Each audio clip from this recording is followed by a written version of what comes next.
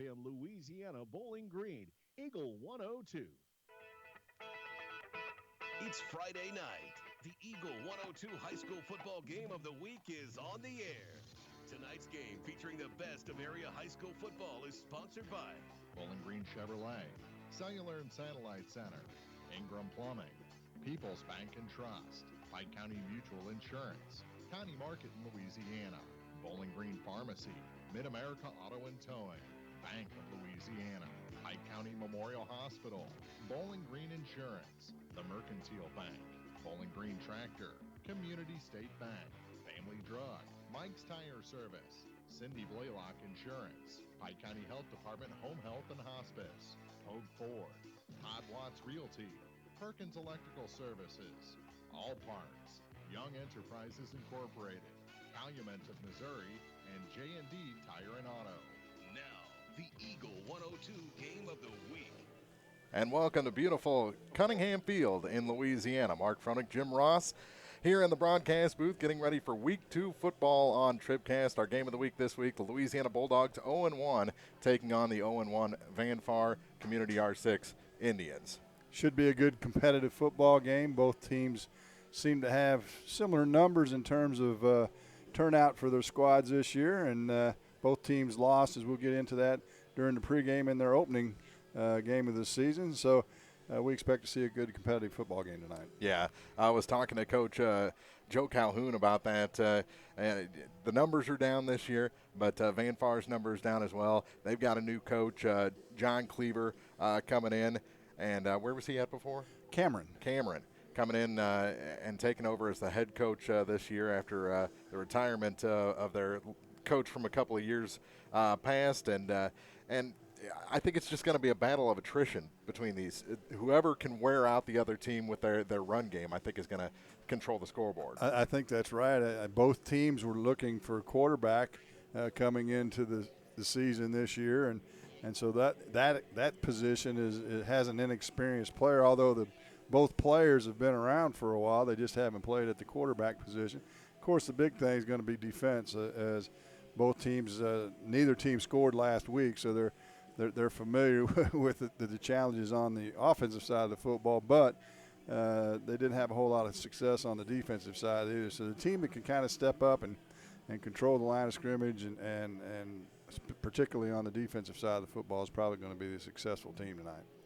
All right, we'll talk more about that quarterback matchup that we mentioned as we go along on Countdown to Kickoff here from the high school game of the week on Eagle 102. Hi, this is John. I'm one of the pharmacists you see at Family Drug in Louisiana and the Bowling Green Pharmacy. We're right here with personal and prompt service, giving you the answers about your medications. If you're new in town, come get acquainted. If you're one of our regulars, thank you. You are always welcome to come in and just say hi. The right people, the right service, right downtown. Family Drug, 3rd in Georgia in Louisiana, and the Bowling Green Pharmacy on the square in Bowling Green. Don't have time to stop by the bank? That's not a problem with Bank of Louisiana. With our mobile and online banking service, you can now bank from anywhere. Deposit checks, transfer funds between accounts, check the latest activity on your account, and view images of your checks, all from the convenience of your desktop and smartphone. So start banking on your schedule and join Bank of Louisiana. Member FDIC, Equal Housing Lender. The human body can run like a well-oiled machine, but just like machines, they occasionally need attention. A lot of times, because of accidents, injuries, or even general wear and tear, the body breaks down. That's where Pike County Memorial Hospital's physical and occupational therapy services can get you back to normal, daily activities. Don't let pain keep you from enjoying life. Let the team at PCMH focus on your recovery so you can focus on what matters to you. Pike County Memorial Hospital. Community-owned, nationally known. Bringing you all the action from the Eagle 102 broadcast booth, sponsored by Family Drug in Louisiana. It's time now for the Eagle 102 pregame show, sponsored by Bowling Green Pharmacy. And welcome back to Countdown to Kickoff on KJFM. Mark Froenig, Jim Ross getting ready for the Louisiana Bulldogs and the Van Far Community R6 Indians. The co-op, what is this, year 4 or 5, something like yeah, that. Did you talk to Coach Clearwood? How many players do they have from community this year? I know they were not many over the last year or two. Looking down the roster, I can see a name or two I remember being from R6. Didn't ask the exact numbers, but I think it's been beneficial. They've gotten enough to make it successful so far. Sure. And, you know, the Clopton-Ellsbury conglomerate has worked well over the years as well, although they didn't have very many from Ellsbury last year on that club. So as time wears on and the generations change, that travel becomes more and more of an issue, I would guess, each year. Yeah, but always you're going to find one kid that's dream is to play high school football that would love to come over. I know they had a pretty good little wide receiver from Ellsbury play for the Indian Hawks last year, and he's a feature on the team again this year. Right. Well, this team, getting back to this game, they played last year, and actually, of course, Louisiana's losing streak was well known to most everyone in the area, and they broke that, of course, last year with 2 wins. But they played this game at Van Far, and it was close. It was. And until late in the game, and Van Far stretched it out and won 44-34 in a high-scoring game. So that would tell you that defensively things weren't so good last year for either club as well as the season played out. In the first week of the season, as we told you, both teams are 0-1. Van Far lost to Principia 21-0, while Louisiana lost to Mark Twain 26-0. So the challenges are many for both clubs. I think mentally, though, for Louisiana, you know, after coming off that losing streak and winning a couple games, then they lost 3 or 4 down the stretch, that creeps back into your mind mentally, and that's something Coach Calhoun's going to have to battle. They need something positive to happen early in this football game, and if it does, I think they can build on it and have a chance to win the football game. Van Far, on the other hand, they've had some good seasons over the last 3 or 4, although they were just 3-7 last year, but that they've been competitive for some time. So they're not fighting that psychological battle that Louisiana's going to have to deal with until they get that first win this year. And, you know, the success they've had in other programs, especially basketball and the track program at Van Far the last couple of years, has really kind of lended itself. I mean, they might not be football players, but they're really good athletes, and we've seen that translate, like you said, last year. Maybe a team with similar talent wouldn't have got 3 wins, but because they've got those athletes, right. They were able to eke it out. That's the small school mantra. You got to have your best athletes playing every sport, whether they think they're football players or basketball players or track play, whatever it may be. They've got to participate, because then, as you said, they find out, wow, maybe I'm not going to be able to throw a 50-yard touchdown pass, but I can run and I can block, and I'm athletic enough I can get some things done and contribute. And so that's what you got to have in these small school situations. And I think I look at the numbers, and I don't have any empirical evidence of this, but if you look at the numbers, that would tell you that maybe everybody's not playing on both of these clubs. Yes. And so that's the challenge for both of these schools, to get all of their athletes to come out and play in every sport they're capable of playing in. Let's focus on the quarterbacks just for a second. Van Far will be led out of the huddle by one of my favorites, great personalities in high school today, Verdell Johnson. And we saw him take some snaps last year, kind of in a wildcat type thing. So he's got some experience back there. He's got some athletic ability. Watching him warm up, maybe not the most crisp pocket passer, but if you take your eye off him, he's going to bolt on you. We'll just hope he doesn't pull up and shoot a jump shot, right? Right. Very good basketball player, as you well know. The name's familiar, and his brother is a good basketball player as well. Yeah, he doesn't have the height that Berlin has. No, that's correct. But Verdell is an athletic. I mean, he's prototypical what you were just referring to earlier. He's an athletic kid. And maybe he's not going to be the great drop-back passer, but he'll be able to roll out and do what do they call them now, RPOs, be able to do the run-pass option thing. And if, as you said, if you don't get a body on him and somebody scout him, he will run with the football and can hurt you. And not so much different if you look at the Louisiana side of the football with Jordan Luck. You know, he ran out of the backfield last year all season, and so coming out of the backfield's no big challenge for him. He's used to that. But how much is he really throwing the football? Yeah. Boy, you know, I was watching him. He was practicing some place kicking earlier, and he looks more like a lineman than he does a quarterback. I mean, he's got the big, wide shoulder pads and just a big body under center. It's an interesting dynamic. Well, and anybody that's played any football knows that, and any higher level football game you watch, you'll notice that the quarterback does not have big pads because they bind you up when it comes time to throw the football. So that would tell you that maybe Louisiana's not going to put it up a whole lot. They're going to do things on the ground and grind it out. And you and I were talking about it before we came on the air, with that scenario probably playing out for both clubs. If we just played this game straight up, it might only take about an hour and 45 minutes, because we're going to see a lot of plays, a lot of ground game stuff here tonight. And, you want to talk about keys, who can throw it and catch it. That may be the deciding factor of this football game. All right, we'll keep discussing. It's countdown to kickoff on KJFM. More from Cunningham Field after this.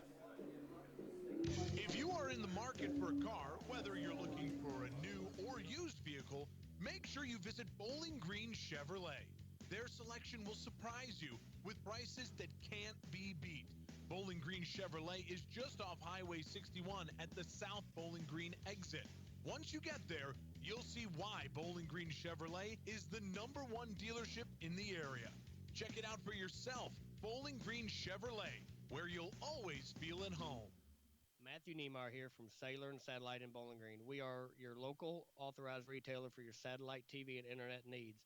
We offer Dish Network and DirecTV along with Exceed, HughesNet, and DishNet. If you call an 800 number and they say we will be the local installer, they are wrong. We are an independent retailer and offer the same promotions as they do. You must call us directly at 573-324-3722. We want to earn and maintain your business. Please give Sailor and Satellite a call for your TV and internet needs. 573-324-3722. It's good to aim high, and sports can help children reach their goals. Join Pike County Mutual Insurance in Bowling Green and Farm Mutual Insurance in supporting local athletes. Be sure to catch all the action this sports season. Pike County Mutual Insurance salutes young local athletes and wishes them well. And they look forward to protecting these young adults with strong insurance coverage during what is sure to be a bright future. Pike County Mutual Insurance in Bowling Green. Hear all the action from the Eagle 102 broadcast booth, sponsored by Family Drug in Louisiana. The Eagle 102 Keys to the Game.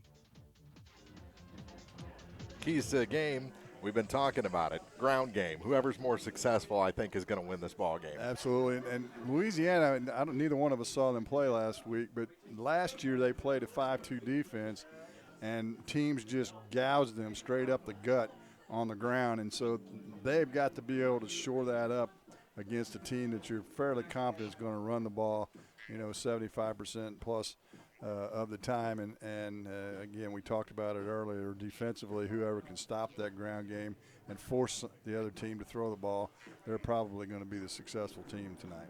And, you look at the lines, they both have some big boys on those offensive and defensive lines. You look at Louisiana, you got a kid like Dalton Glow. He's big, and he's pretty mobile for a lineman. Well, and the one thing that you run into with schools with dwindling numbers in football is they're normally playing a team that's got 40 players and have some guys going just one way, where tonight everybody's just going to be tired because everybody's got to go both ways for the most part. And so I don't think conditioning is going to be a big factor in this game, because both teams are going to be in the same boat in terms of being able to handle the heat. It's pretty warm out right now. I think as the sun goes down, it's going to turn out to be a great night for football. So if you're not here, come on out. But I don't think that'll end up being a factor in this football game. Yeah, I think it's whoever is fresher in the last 5 minutes, whoever can make that one big play either offensively or defensively. Well, and then, of course, the other thing that we always talk about is you got to take care of the football. If one team or the other puts it on the ground or turns it over more than the other, that'll change the football game more than anything we've talked about. All right, we've got starters still to come. Other games around tonight close to home. We've got Bowling Green at Palmyra. That's an interesting matchup. And Clopton-Ellsbury taking on MMA, the Colonels. Yeah, and ironically, the three teams that we predominantly cover all lost last week, with Bowling Green losing to South Shelby, and Clopton traveled down to Duchesne and got beat by Duchesne, Clopton-Ellsbury. And so a chance for Clopton-Ellsbury to right the ship a little bit with MMA, but the challenge is great for Bowling Green traveling to Palmyra. For those of you that don't know it, they have a brand new turf football field, but it's at the high school. Yeah. And they're still playing their home games at the middle school back behind the school in the hole. And I talked to a guy from Palmyra, and he said, we've got the best practice field in the state of Missouri. It's unbelievable how tradition can trump everything sometimes. And you can't bring that bus down the road with the police escort if it's right behind the school. Right, and the other thing is that street that lines the what would be the west side of the football field is actually city property, not school property. So those guys and fans can bring their trucks. If you've been there, you know what I'm talking about. Bring your truck, back it up. They're there on Thursday night lined up. And then they can tailgate because, like I say, they're not on school property. Yeah, So they build their own party decks on the backs of these things. That's not going to – I don't think they're going to let them park off Highway 61 at the newer high school where the new football field is. Unbelievable. And going back to Clopton-Ellsbury, again, a new coach there again this year. That's their third or fourth coach in the past 6-7 years. So however, they need some stability. He was assistant last year with them and has been around the program, had a boy. Does he still have a son playing, or did his son graduate? I'd have to check that. I don't remember. I know he had a kid or two playing. So he's kind of familiar, so it's not quite the complete new mentality that the players got to get used to, like Van Far is having to this year. And of course, I think we can expect Bowling Green to continue to improve because this is their second year with Coach K, and they're going to get more and more familiar. And one thing I like about Coach K, I've been doing this a long time, been refereed for a long time, and historically, I think you'll agree with this, historically coaches in their preseason and pregame interviews will say, oh, we can be all right, we can be competitive. He flat out said, I've got a bunch of seniors, we ought to be good. He said that, and I respect the heck out of that because he knows that he's got 15 seniors on that club. He's had them for a year now. They ought to understand his program and the way it's going to roll. He did lose some people to graduation that are going to hurt him that he's going to need to replace. But with 15 seniors coming in, they understand the way things are. And he said, by golly, we ought to be good. And so let's see if they can make a profit out of it. And he also, what impresses me is he puts team and character over wins and losses, and that's pretty important in this day and age. Absolutely. You don't see a lot of it. These kids nowadays watch what goes on TV, and players act up and go unpunished, and that's not the way the world should work. And it's good to see a coach like him that values those things that are actually more important in the end than wins and losses. Sounds like you've been watching Hard Knocks this season. Well, all you had to do was listen to the news today and Antonio Brown and all the nonsense that went on with him today. That's about all you need to know about the NFL right there. You're listening to Countdown to Kickoff on KJFM. Our game of the week is just about 12 minutes away. We'll have our starting lineups after this on Eagle 102. Are you still looking for a bank that knows you by name, offers convenient hours and hometown service? Look no further than Community State Bank of Missouri. Hello, this is Paul Hill. Our pleasant staff is here to welcome you and service all your banking needs. So stop by our office in Bowling Green or Troy and experience the difference. Community State Bank of Missouri, your hometown community bank since 1887, member FDIC, equal housing lender. When you're ready to purchase your next vehicle, visit Pogue Ford in Bowling Green and enjoy your next buying experience. At Pogue, they go the extra mile to make sure you walk away with more than just a car or a truck. They'll give you an automotive home. Pogue Ford has the new or pre-owned vehicle you're looking for, and if they don't, they'll find it. Plus, they're available for all your automotive service needs. Pogue Ford, Business Highway 61 in Bowling Green. Bowling Green Tractor wants to change the way you think about yard work with their Ego 56-volt ARC lithium battery-powered lawnmowers, weed eaters, blowers, trimmers, and chainsaws. At Bowling Green Tractor, you can walk in and see for yourself just how easy these products are to handle. So easy, anyone can use them. Once you try it, you'll just have to buy it. Stop by Bowling Green Tractor to see how easy yard work can be. Bowling Green Tractor, your home for ego, power beyond belief. Bringing you all the action from the Eagle 102 broadcast booth, sponsored by Family Drug in Louisiana. The Eagle 102 starting lineups on KJFM are brought to you by Community State Bank in Bowling Green and Troy.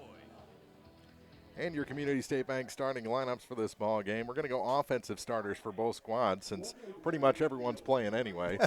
So we'll get most of the names this way. Offensive starters for Van Far, the lineman at left tackle, number 74, senior Max Robe. Left guard, number 68, a sophomore Easton McAfee. At center is a junior, number 55, Dayton Sanders. Right guard, number 78, a senior Peyton Pargin. And the right tackle is a junior, number 64, Ethan Fort. The receivers, 3 wide receivers for Van Far, junior, number 7, Garrett Schmidt, a senior, number 18, Julian Holtkamp, and a junior, number 42, Austin Taylor. In the backfield, you've got a senior running back, number 3, Morgan Slatton, running back, number 11, a junior, Tony Garland, and at quarterback is a senior, number 34, Verdell Johnson. Offensive starters for the Bulldogs on the line. Left tackle, number 60, Justin Wilkinson. Left guard, number 76, Dalton Glow. At center, number 50, Gavin Crabtree. Right guard is number 51, Wyatt Early. And the right tackle is number 58, Jacob Gray. Receivers, they got 3 wide and 1 tight end.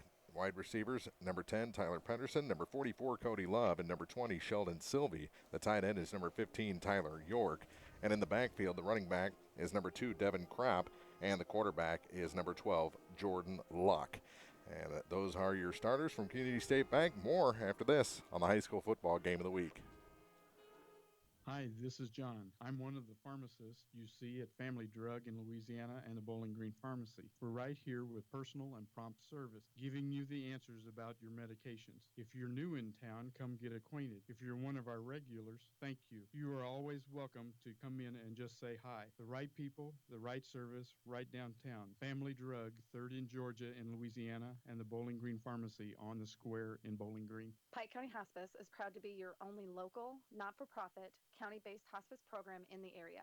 Hi, my name is Corey Shepard, Hospice Program Manager. Since 1993, Pike County Hospice has been serving our community's families with integrity, compassion, and respect. This new journey is not easy, and we are ready to support you and your family through this difficult time. You have the choice of who will be by your side. By choosing Pike County Hospice, it will be our honor to serve you and provide the comfort and dignity yourself and your loved ones deserve. Contact us today by calling 324-2111 or visiting our website at pikecountyhospice.com. Hey, this is Ryan with Mid-America Auto and Towing in Bowling Green. We've got something for everybody's budget. Everything from $1,000 all the way up to $35,000.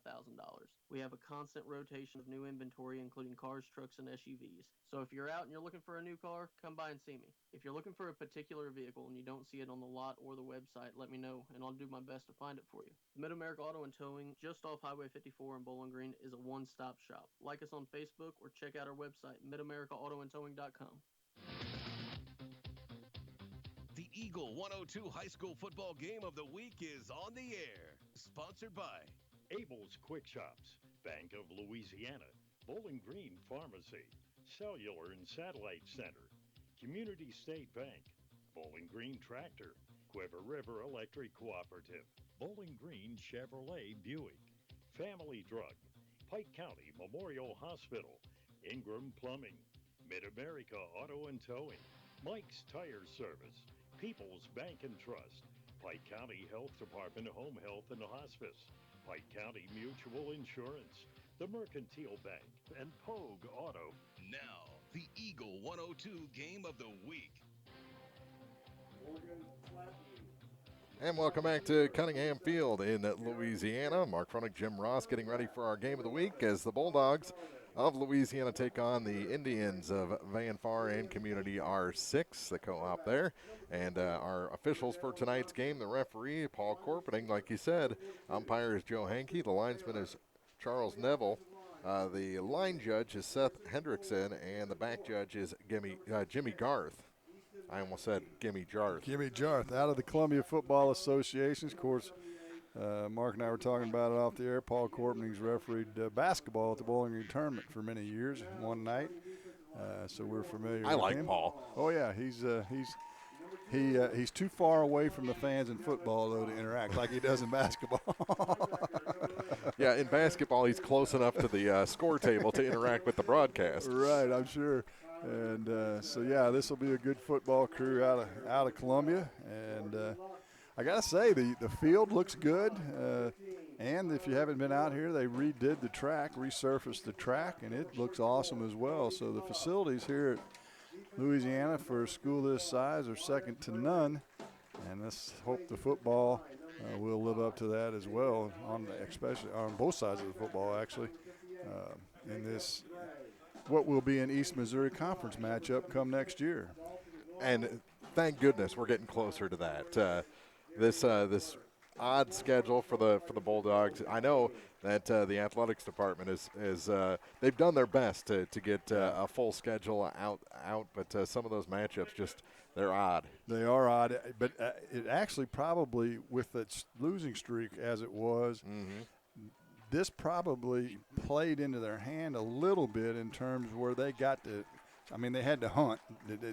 These non-conference games didn't just fall in their lap, but they were able to schedule who they wanted to schedule. I would hate to see either one of these teams. I think I counted 16 players dressed for Van Far as they ran across there. So they both got about the same number of players dressed. I'd hate to see either one of these teams in the Clarence County Conference right now. Yeah, that would be that'd be a tough order to. And we'll talk about rankings later on. The rankings came out Thursday, but there's only one team in the East Missouri Conference even getting votes, and that's South Callaway in 1A, and they lost their first game at Higginsville. So, and then you look at the Clarence County Conference, and they've got 4 or 5 teams ranked. Another team or two getting votes, and as has been for many, many years, that's just a meat grinder of a football league. And if you don't have bodies, it's tough. So you're going to run into teams in the East Missouri that have bodies. Trust me, Bowling Green's got 50 players. I'm sure Montgomery County, South Callaway, North Callaway, they're going to have similar type numbers as Bowling Green does. But this is a good going back to my original point. Even though it's a non-conference schedule, it gave Louisiana opportunity to schedule the teams they wanted and or could find during this transition period. So hopefully next year they'll be ready to play in the EMO conference. Well, can I say something here? Boy, it's great to have your knowledge back to my left. That's fantastic. That's good stuff. There's not a whole lot in this brain. Unfortunately, a lot of it's sports. Ask some of my employees, they'll tell you. Yeah, just about to flip the coin, and then we'll kick this thing off in week 2, 0-1. Van Far 0-1. Louisiana from Cunningham Field as the coaches make their way back to the sidelines. Yeah, we've been staring into the sun as this field is pretty much due north-south the way it lays, so we're looking straight into the western sunset, and it's finally about to go beyond the trees, so we will be able to see, and the fans will sitting out on those metal bleachers. I'm sure it was right toasty out there as well. Yep, it was on the backs of the necks of the Van Far fans, which that's another great thing about this facility. If you really have a big crowd, you got that the Wallace Park parking lot. You can really segregate, especially if it's one of them rivalries. Yeah. Okay, visiting fans go over there. Right, and you know, back when we were having big crowds to games, they would have a gate over on that side of the field actually and allow people to come in without having to come all the way around. So, yeah, you're exactly right. The facility is very nice. I missed who won the toss. I did too. I guess we might want to remember we're here not to just talk. We're here to tell folks what's going on. Well, we'll tell you in just a second. My guess is whoever won the toss deferred, because that's kind of the way things roll in high school football. And it looks like Louisiana's going to kick it away. As I see a young lad coming out with a tee in his hand. And it will be Louisiana kicking off. And Jordan Luck, the quarterback, will also be the place kicker for the Bulldogs. We are streaming this on KJFM Eagle102.net. Is that right? We're still doing it on that call letter? Yep. And we have video tonight. It's something new for the radio station, so you can turn us off like I do Cardinal baseball sometime and just watch the game if you want. Well, you know, with the Cardinals, sometimes I turn off the volume and turn on the radio. Right, right. I agree. I've gone to going out on the back porch and listening to it from time to time. Away we go.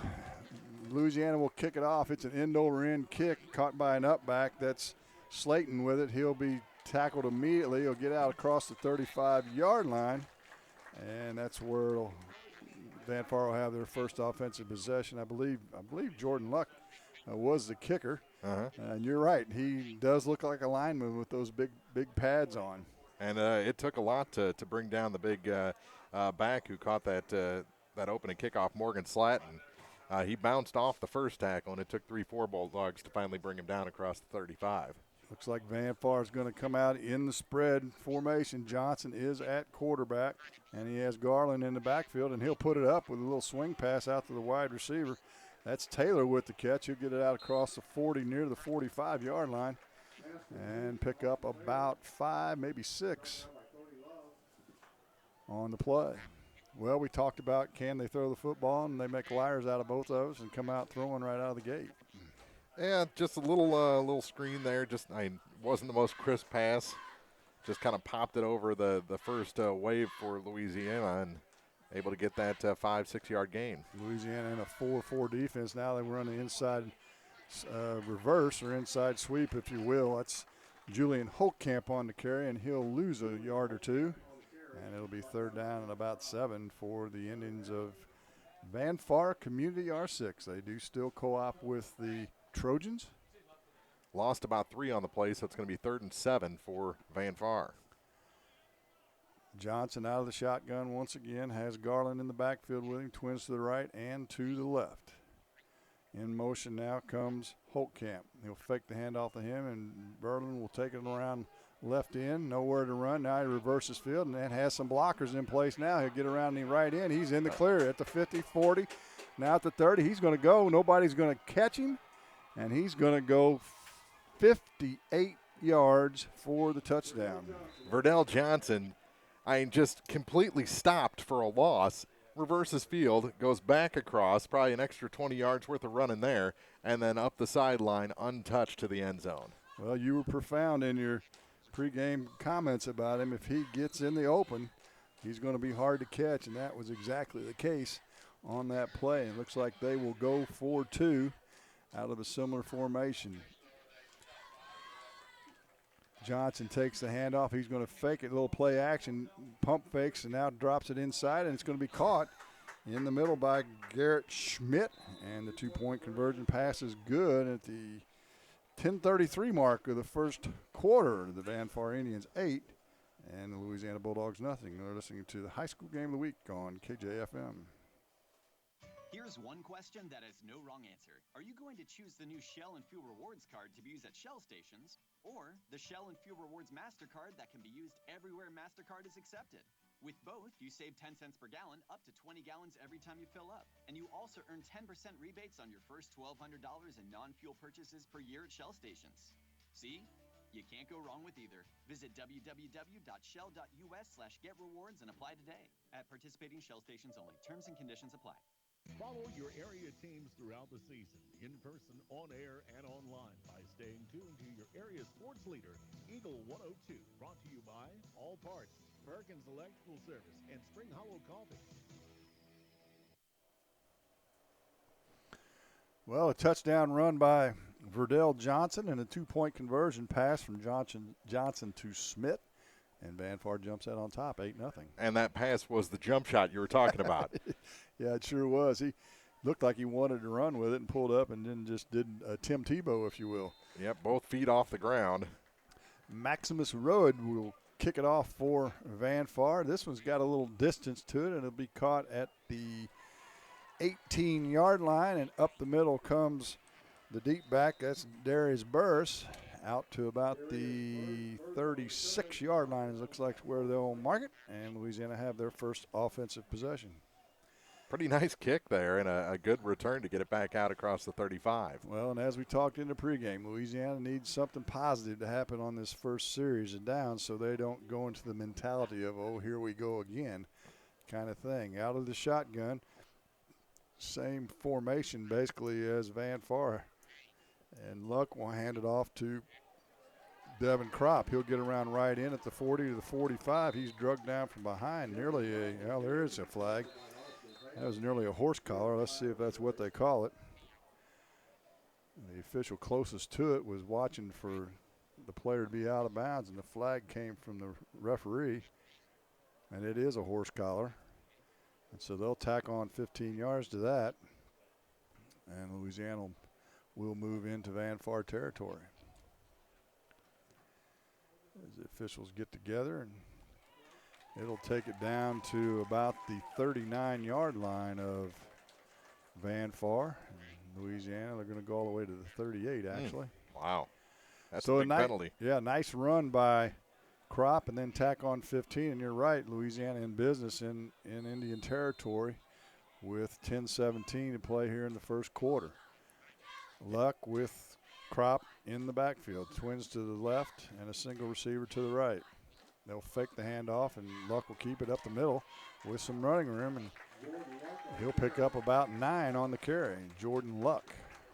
It's good that Louisiana is able to move the ball here. We saw it last week how a bad opening couple minutes can really set back a team as Bowling Green fell behind 14-0 and just could never quite recover.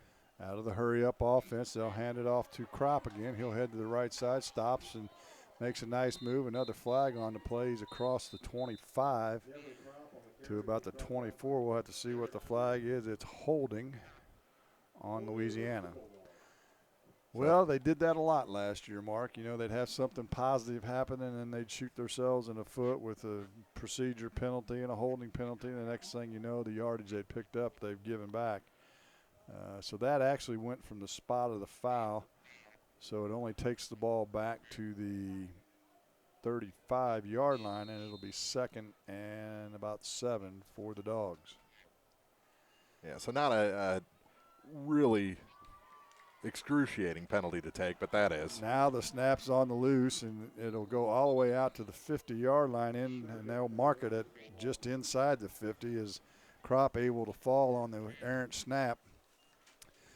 So, yeah, not a penalty, but exactly what we talked about. You've got to take advantage of the positives and stay away from the negative stuff.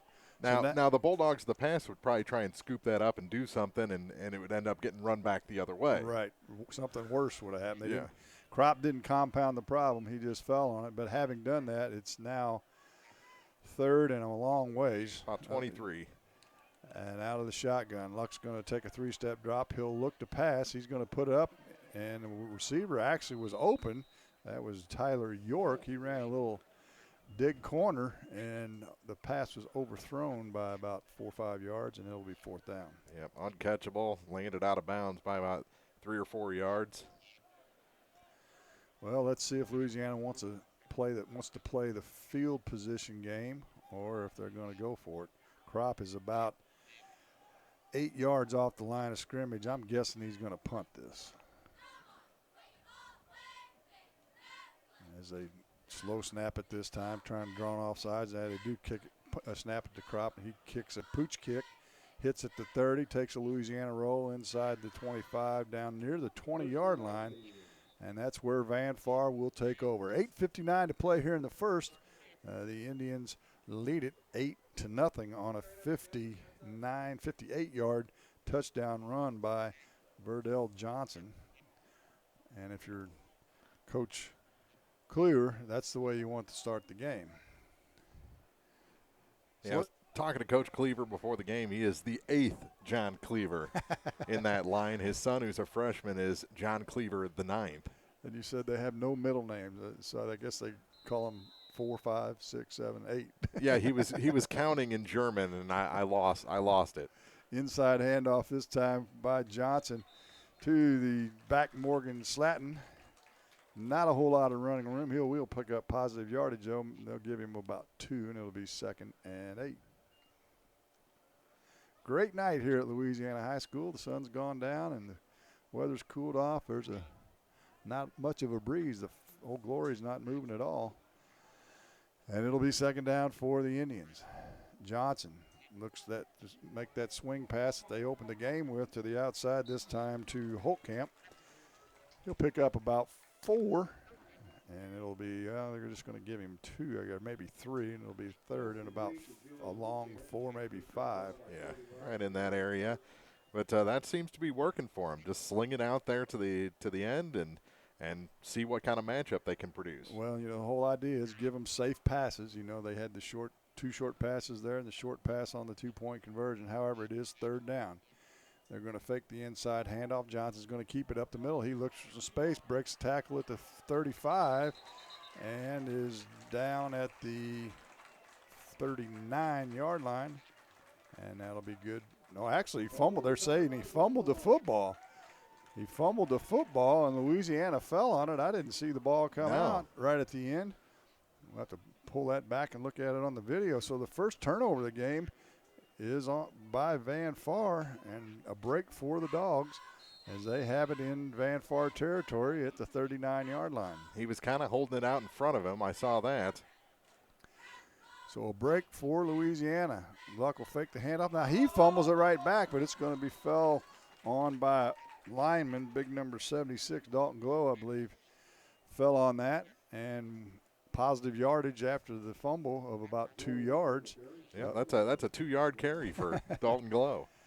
So they got to hang on. Both teams need to hang on to the football. That'll make these coaches have less hair and more gray hair than they have right now. 2nd and 8, 7:23 to play in the first. Crop on the handoff. He heads around left end, looks for some space. If he can get outside, he does not. Good pursuit by the inside guys for Van Far. And he'll take it down to about the 31, inside the 31-yard line, and it will be third and about 2. Yeah, still very manageable third down. He did a lot of work, got himself about 5 yards. 3rd and 2. Clock continues to run, 6:56. Van Far leads it 8-0 if you're just joining us. Verdell Johnson on a 58-yard touchdown run on the third play from scrimmage by the Van Far Community R6 Indians. Luck out of the shotguns, got Crop to his right, twin receivers to the left, single receiver to the right. And now they'll bring Burse in motion. They'll hand it off to him on the reverse. He tries to get around the corner, does, across the 25, and that'll be good for first down yardage for Louisiana. Good little drive now that we've got the fumbles out of the way for the Bulldogs here. Looks like they'll mark it at about the 22-yard line. And it'll be first down for Louisiana. A couple of different looks on the ground, though. Absolutely.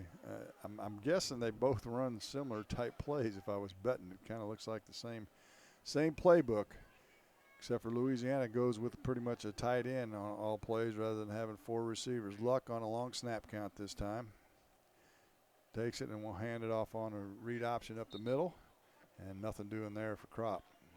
Hit immediately by big number 55. That was Dayton Sanders with the nose guard, nose tackle, I guess they call him nowadays. That's a big lineman there. He is a big boy. But it looked like the handoff was a little high to Burse and kind of threw off the timing of the play a little bit. Trying to read a little bit, I think, is what Luck was trying to do. And it maybe slowed down the development of that play. Second down, loss of about a half a yard. And Luck will roll to his left, look to pass. He's under heavy pressure, gets outside. Now he's going to tuck it and run. Turns upfield across the 15, now across the 10. So good hard running after the initial contact by Jordan Luck. And he'll have a first down at the 10-yard line inside the red zone. Let's see, we've got a whistle, and it's going to be a timeout for a water break. We'll step aside as well. 5:12 to play in the first, 8-0. Van Far on top, Louisiana on the move. You're listening to the High School Game of the Week on Eagle 102.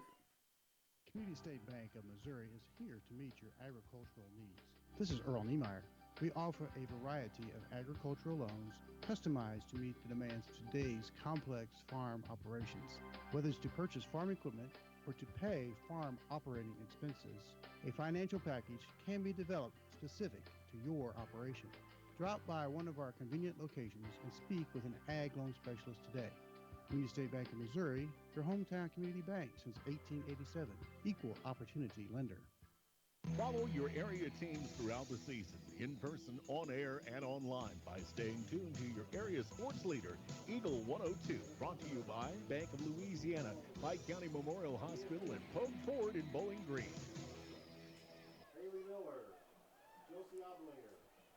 Welcome back to Louisiana High School, Cunningham Field. Jim Ross, Mark Froenig. Glad to have Mark with us at the station. And we've got video and all kinds of cool stuff. They turn me loose with this tech stuff, and it's problematic. Oh, this is the smoothest it's run yet. 5:12 to play in the first, 8-0. First and goal for Louisiana from the 10, just inside the 10. Crop on the handoff. He breaks a tackle at the 5. He's inside the 5, and where are they going to mark it? Did the ball come out? A bunch of people going after the football, it looked like. They're going to say Louisiana still has it, so a gain of about 9. And just short of the goal line for the Bulldogs as they have an injured player. Wyatt Early looks like he's going to need to come off the field for a break, holding his lower back. Probably got hit in the back on his blocking duties. And it looks like Louisiana is actually going to call a timeout because they would have to sub for him. So we'll take a break as well. 4:49 to play here in the first. 8-0. Van Far, Louisiana on the doorstep. You're listening to the high school game of the week on Eagle 102. If you are in the market for a car, whether you're looking for a new or used vehicle, make sure you visit Bowling Green Chevrolet. Their selection will surprise you with prices that can't be beat. Bowling Green Chevrolet is just off Highway 61 at the South Bowling Green exit. Once you get there, you'll see why Bowling Green Chevrolet is the #1 dealership in the area. Check it out for yourself. Bowling Green Chevrolet, where you'll always feel at home. Follow your area teams throughout the season, in person, on air, and online by staying tuned to your area sports leader, Eagle 102. Brought to you by Ingram Plumbing, the Mercantile Bank, and Bowling Green Pharmacy. Couple scores from around the area. Palmyra leads Bowling Green 7-0 in the first quarter, and making over Highland 8-7. The only early scores that we have.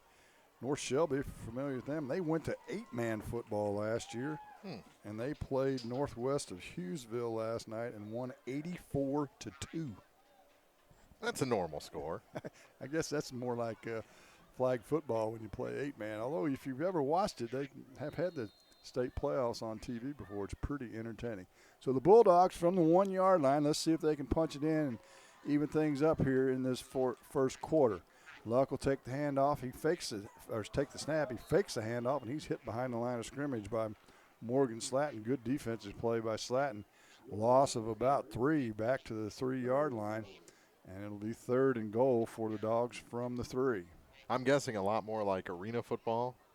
Yeah, that's a better way to describe it than flag football. But, yeah, it's a lot of passing and a lot of wide open field. Of course, they cut the field down. It's only 80 yards long, and rather than being, 45 yards wide, it's 35 or 30 or something like that. So they shrink the field down.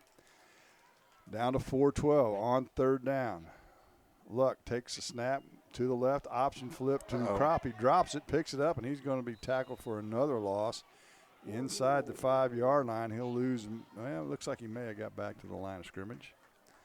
And it'll be 4th and 3. So Louisiana gets inside, down to the 1-yard line, and has 2 negative plays. And now it's 4th down. Got to tighten up that goal line offense. Van Far with, looks like 8 guys in the box, and maybe 9 if the safety sneaks up. So does Louisiana have a sneak pass play? Pop pass to the tight end here would be wonderful. He'll roll it out, flips it to Crop. It's a wild pitch once again and goes on the ground, and that will turn the ball over on downs back to Van Far. Crop couldn't find the handle. Yeah, ball was thrown, pitch behind him. He tried to reach back and get it, just couldn't pull it in. And he was lucky to be able to fall on top before the Indians scooped it up. Lost back to the, looks like they'll mark it at about the 7-yard line, and so Louisiana unable to convert the turnover into points. However, they do have Van Far pinned in their own end at their own 7-yard line. Which, losing that yardage also gave Van Far a little bit of room to breathe offensively. Johnson with Garland in the backfield with him this time. He'll hand it off to Garland. Not much running room for him there. He breaks the initial contact and falls forward and will lose about a half a yard, it looks like. And it'll be 2nd and 11. Down to 3:04 in the first, 8-0.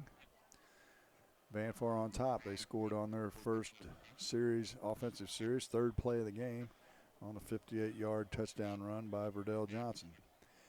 Now they shift the receivers from one side to the other, twins to the right and to the left out of the spread formation. Down to 2:43, play clock down to 8. In motion comes one of the receivers. Didn't run a misdirection play to Garland off right tackle, and he'll pick up some positive yards out near the 10-yard line. Well, he could have busted that open, but he ran into the back of his blocker. Does Garland have some speed? How old is he? He's a junior, so he may not have played a whole lot of varsity football last year. But anyway, it's a 3rd down, and it looks like about 6, maybe 7 for the Indians. We're at 2 minutes to play in the first quarter. In motion comes Garland. They'll fake the inside handoff. Johnson will keep it. He breaks it to the outside looking for space. They got to tie him up, and they finally do.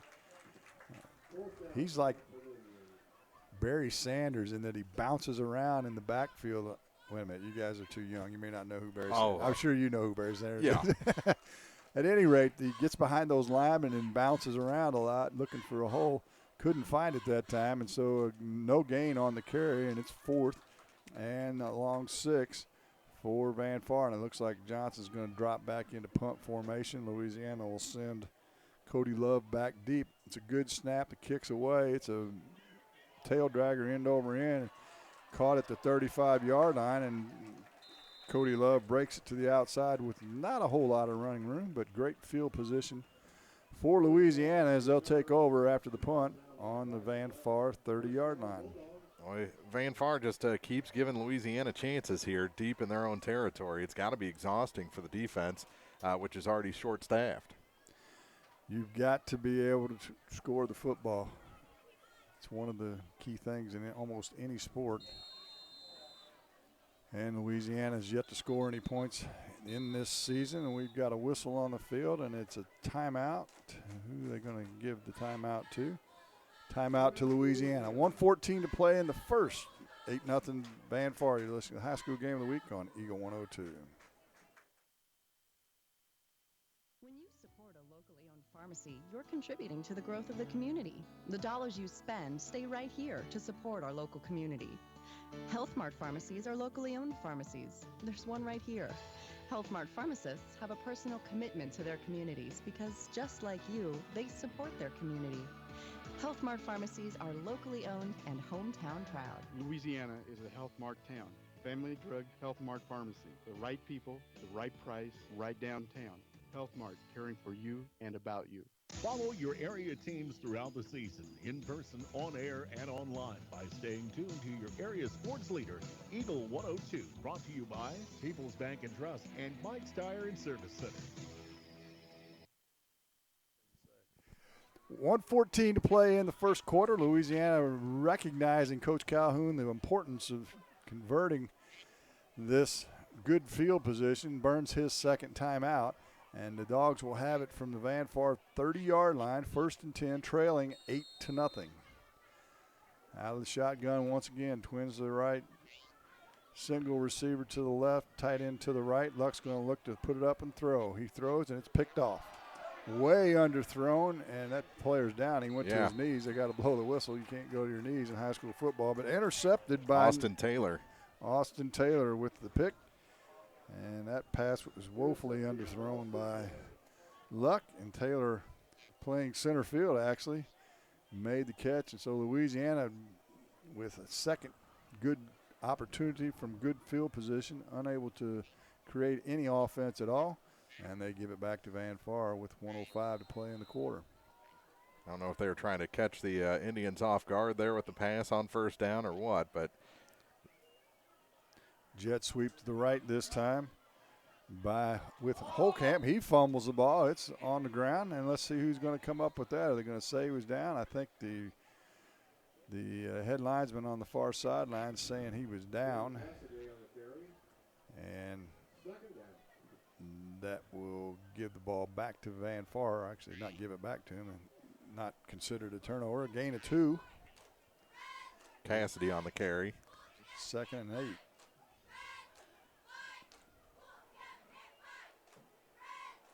Final 30 seconds of the first quarter. 8-0 our score. Johnson out of the shotgun once again. He'll fake the handoff, swings it out to the right flat, and he's immediately hit by Kropp. The receiver that time, Slatton, no place to go. Good open field tackle by Kropp, and a big loss on the play back to the 16-yard line.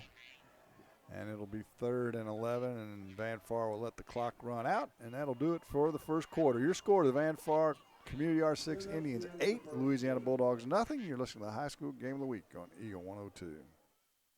As a farmer, you rely on rainfall to ensure your crop production, but sometimes the weather doesn't cooperate. Droughts can happen and do. Long dry spells can ruin your crops, but shouldn't ruin your life. With a pasture, rangeland, and forage policy through NAU Country Insurance Company and Bowling Green Insurance Agency, you'll be provided with the extra protection you need. Contact Fred Carlson at Bowling Green Insurance to discuss how PRF can help manage your risk. NAU Country Insurance Company is an equal opportunity provider. Is it time to renew, redo, or rebuild? People's Bank and Trust can help you make those home improvements without springing a leak in your budget. I'm Christine Rutherford, and we have loans designed specifically for repairs and renovations, along with home equity lines of credit. Stop by your local People's Bank in Bowling Green, and let's talk about how People's Bank can help you. People's Bank and Trust online at www.pbtc.net or give me a call at 573-324-2525. Member FDIC Equal Housing Lender, MLO number 421603, NMLS number 407724. Follow your area teams throughout the season in person, on air, and online by staying tuned to your area sports leader, Eagle 102. Brought to you by Cindy Blaylock Insurance Agency, Young Enterprise, and JD Tire and Auto. We start the second quarter. Jim Ross, Mark Froelich with you here from Cunningham Field. Van Far leads at 8-0, and they have the football 3rd and 11 from their own 19-yard line. Bowling Green just forced a fumble and returned it for a touchdown, tying the game with Palmyra at 14-all with 3:30 to go in the first. Swing pass by Johnson out to the left sideline, caught by, looks like number 42 with the catch. That would be Austin Taylor. He'll pick up a couple of positive yards. They'll give him 2, but it'll be 4th and 9, and Van Far will certainly kick it away, I would guess. Luck back deep, or Love, I should say, Cody Love back deep for Louisiana. And Johnson will do the kicking honors for the Indians. Low snap, pressure comes in, not soon enough though, and Love's going to catch it and fall to the ground at the 42-yard line. Dangerous play by Love, diving for the football on the punt, but he's able to corral it, and Louisiana will have it 1st and 10 from the Van Far 42-yard line. So, Mark, Louisiana can't complain about field position. They've had great field position in this game. No, this is one of their worst starting spots tonight. They just haven't been able to get anything at all going offensively. And they'll come out strong left with twins to the left, a single receiver to the right. Kropp at the tailback position with Jordan Luck at the quarterback. They look at their armbands, which is the new way of doing it these days. Get the play, and it's going to be a handoff up the middle to Kropp.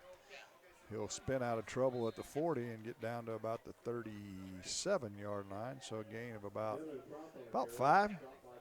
Good carry by Kropp. Good second effort. That spin move really produced. It'll be 2nd down for the Dogs. something new at Louisiana High School this year. They're having a fifth quarter. It's sponsored by the First Baptist Church, and all the high school students, players, and cheerleaders, and all students for that matter, are welcome immediately following a game at the Baptist Church for some refreshment and festivities. Another handoff to Crop up the middle. He found some space that time, showed a little burst of speed. Gets across the 35 down to about the 31-yard line, and he'll have a first down for Louisiana. So first series with some real good positive yards in a series or two after they drove it down to the goal line basically, and then we aren't able to punch it in late in the first quarter. Another score, Silex softball lost to Winfield today, 8-7. Silex going to have another good softball team, aren't they?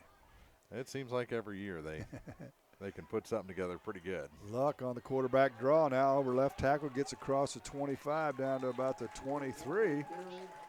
Kind of semi-pump faked it and took it up the middle for good positive yards of about 8, maybe 9. Looks like they'll give him 9. It'll be 2nd and 1. Put on his fullback hat there, dropped the pads, and rumbled forward. On the quick count, they hand it to Crop. He breaks it to the outside. He needs to turn on the speed. There's a flag. That's going to be holding. And Crop's going to go out of bounds at about the 10-yard line, but I'm guessing this one is coming back. Mr. Corpening is holding. Like you said, though, not a lot of flags in this game. One thing about Paul Corpening and his crew, whether it be football or basketball, they let the kids play. That's not necessarily a bad thing. One thing about officiating, the kids will tell you whether they don't like the way the game's officiated. You don't see any kids acting up. They're all good with it. Yeah, they like it. And that's a good sign. Same thing holds true in basketball. After the penalty, it's back to a 2nd and 8. Ball just inside the 30-yard line. Luck at the quarterback. He'll run the option left, and it's batted down and taken away by number 7, Garrett Schmidt. He almost took that out of the midair. And the second turnover of the game stalls another drive. The third time Louisiana's been deep in Van Far territory and have come out empty-handed. A great defensive play that time by Garrett Schmidt. He almost took it right out of the quarterback's hand. Yeah, he read that play nicely. Almost like it was drawn up that way. If he'd have caught it in the air, he would still be running at this point. So Van Far gets it back. Third turnover of the game, second by Louisiana. Van Far now runs the option, and nothing doing there as Johnson flips it out to Tony Garland. He'll be hit deep in his backfield. He's going to lose a bunch. Looks like they're going to mark it at about a loss of 5, maybe 6, all the way back to the 32-yard line. For a while, we were playing between the 35 and the goal line. Now I think we're going to play the second quarter between the 30s. In the middle of the field, yeah. Which is great for our camera angle. Who can punt the best, right? Is that what this is going to turn into? 2nd, and they'll call it 15 on the inside handoff this time to Garland. He finds a little running room out across the 40 to about the 44-yard line, so he makes it a measurable third down now as a good run by Tony Garland. Yeah, they found a little something in there with the junior running back. He's not very big, but he's shifty. And they've moved Slatton to the slot position and taken him out of the backfield. So 3rd and a long 2, maybe we'll call it 3 for the Indians. They'll hand it off up the middle once again. Nice spin move, and he'll get first down yardage. Will Garland as he spun after the initial contact. Yeah, I was watching the ref come in from the far side. Initially he was short, then moved forward another yard. Plenty of yardage for I'm first. looking straight down the line. It's a first down. I don't know what they're waiting on, but out to the 40. Last week's game at Bowling Green, if they were within a yard and a half, they were moving the chains. It was good, huh? Yeah. Yeah, not a whole bunch of measuring last week. You just don't see measurements very often anymore. That's one thing that's kind of a thing of the past. So on first down, Johnson's going to look to pass. Throws it on a little slant pattern, but it's too tall for the intended receiver. That was Garland. Good coverage there from Devin Kropp. So neither team has shown, other than little short swing passes by Johnson, anything downfield hasn't been terribly close, actually, by either quarterback up to this point. On second down, we're down to 7:56 to play in the half. Van Far leads it 8-0. Inside handoff to Garland. He heads upfield across the 50, spins twice, and gets down inside Louisiana territory to about the 45-yard line. Yeah, I like this kid. Yeah, he's shifty for sure. And again, gives them a measurable, manageable, I should say. Third down is 3rd and 2 as they do put the nose of the football right on the 45-yard line. Stick around for halftime. We'll have some scores for you from around the area. I'll tell you about the rankings that came out, I think, on Thursday. Johnson out of the shotgun. He's going to keep it this time. Goes up the middle, takes a big hit, but he's going to have first down yardage at about the 43-yard line. Glow with the big pop that time for Louisiana. And popped him right on the shoulder pad. That can't feel good. That's his throwing arm, too. But first down for Van Far as they continue to move the football methodically down the field. Down to 7 minutes to play in the half. Garland in motion. Johnson's going to throw that swing pass out to the left, and it's dropped.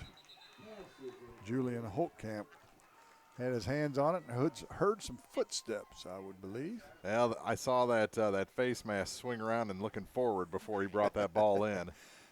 Yeah, you know, that pass is kind of cool the first time when they're not expecting it, but that's about the 3rd, maybe 4th time they've thrown that. And now the defense is caught on. So we're going to have an officials timeout to get a drink of water. We'll take a drink as well. 6:57 to play in the half. 8-0 Van Far. You're listening to High School Game of the Week on Eagle 102. Ingram Plumbing has always been known for its outstanding plumbing service. But did you know that Ingram's is also the largest retail plumbing supply store in the area? We carry Delta faucets, a complete line of Whirlpool tubs and showers, jacuzzi pumps, and many other specialty items. At Ingram Plumbing, we're ready to meet all your plumbing needs. I should know. I'm Bonnie Ingram, and I've worked there for over 50 years. Stop by Ingram Plumbing today, Highway 61, Bowling Green. Follow your area teams throughout the season in person, on air, and online by staying tuned to your area sports leader, Eagle 102. Brought to you by Todd Watts Realty, Calumet of Missouri, and Bowling Green Insurance.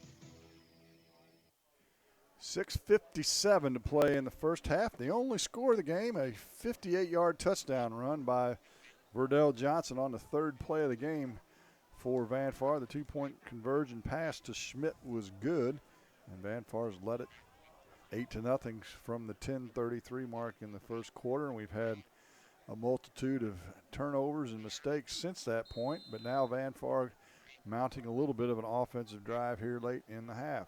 Johnson on 2nd down and 10. He'll hand it off to Garland once again. He cuts back, and a flag on the play. You're going to have a hold, I think, right there where he made the move. Yeah, I think Paul Corpening's acting like the offensive lineman bear hugged him.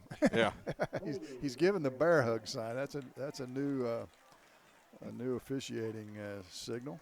He's still doing it. Score: Clopton-Ellsbury now leads MMA by 2 touchdowns, 14-0 in the first half.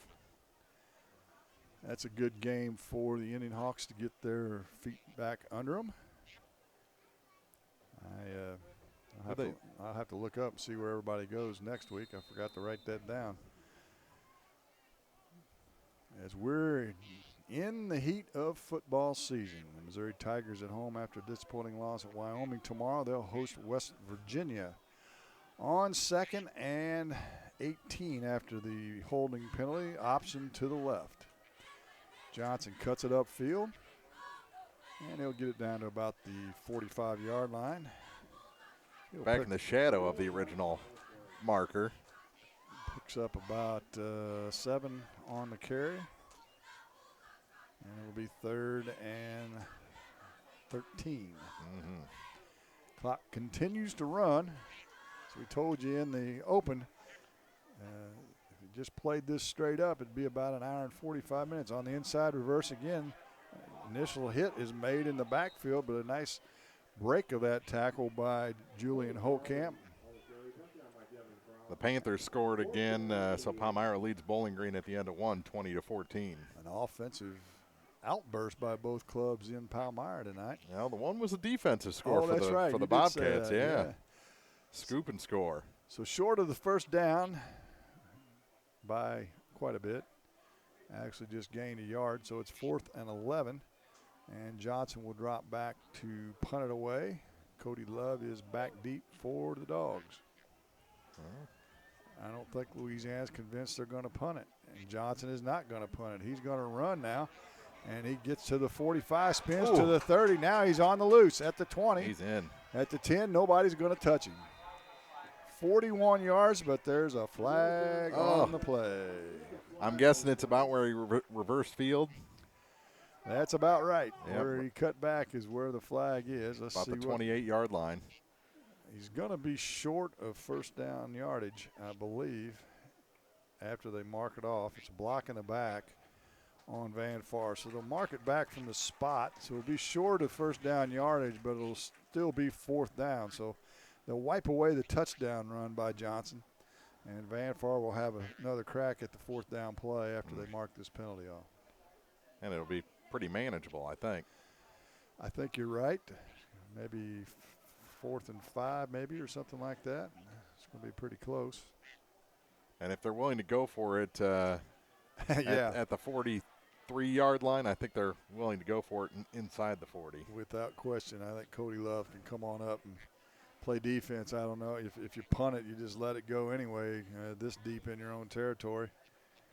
Now in a spread formation, let's see what they shift into after they get the play. As their Coach Kluwer is calling the play from the sidelines.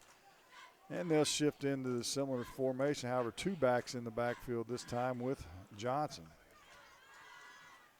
He's got Garland and Slatton. Now he whispers a little secret to Slatton. Sends Garland in motion, and they'll run the option. And he's going to throw it, and he's got a receiver open, but it was behind him just a hair. And the wide receiver, is that Holtkamp? I can't see that far. It looks like number 18. Yeah. Just behind him enough that he couldn't quite come up with it. And good play call. Oh, it was. The fake run, fake option, then pull up and throw the pass. That's one of the old things they used to run out of the veer. Fake that option and step back and throw it.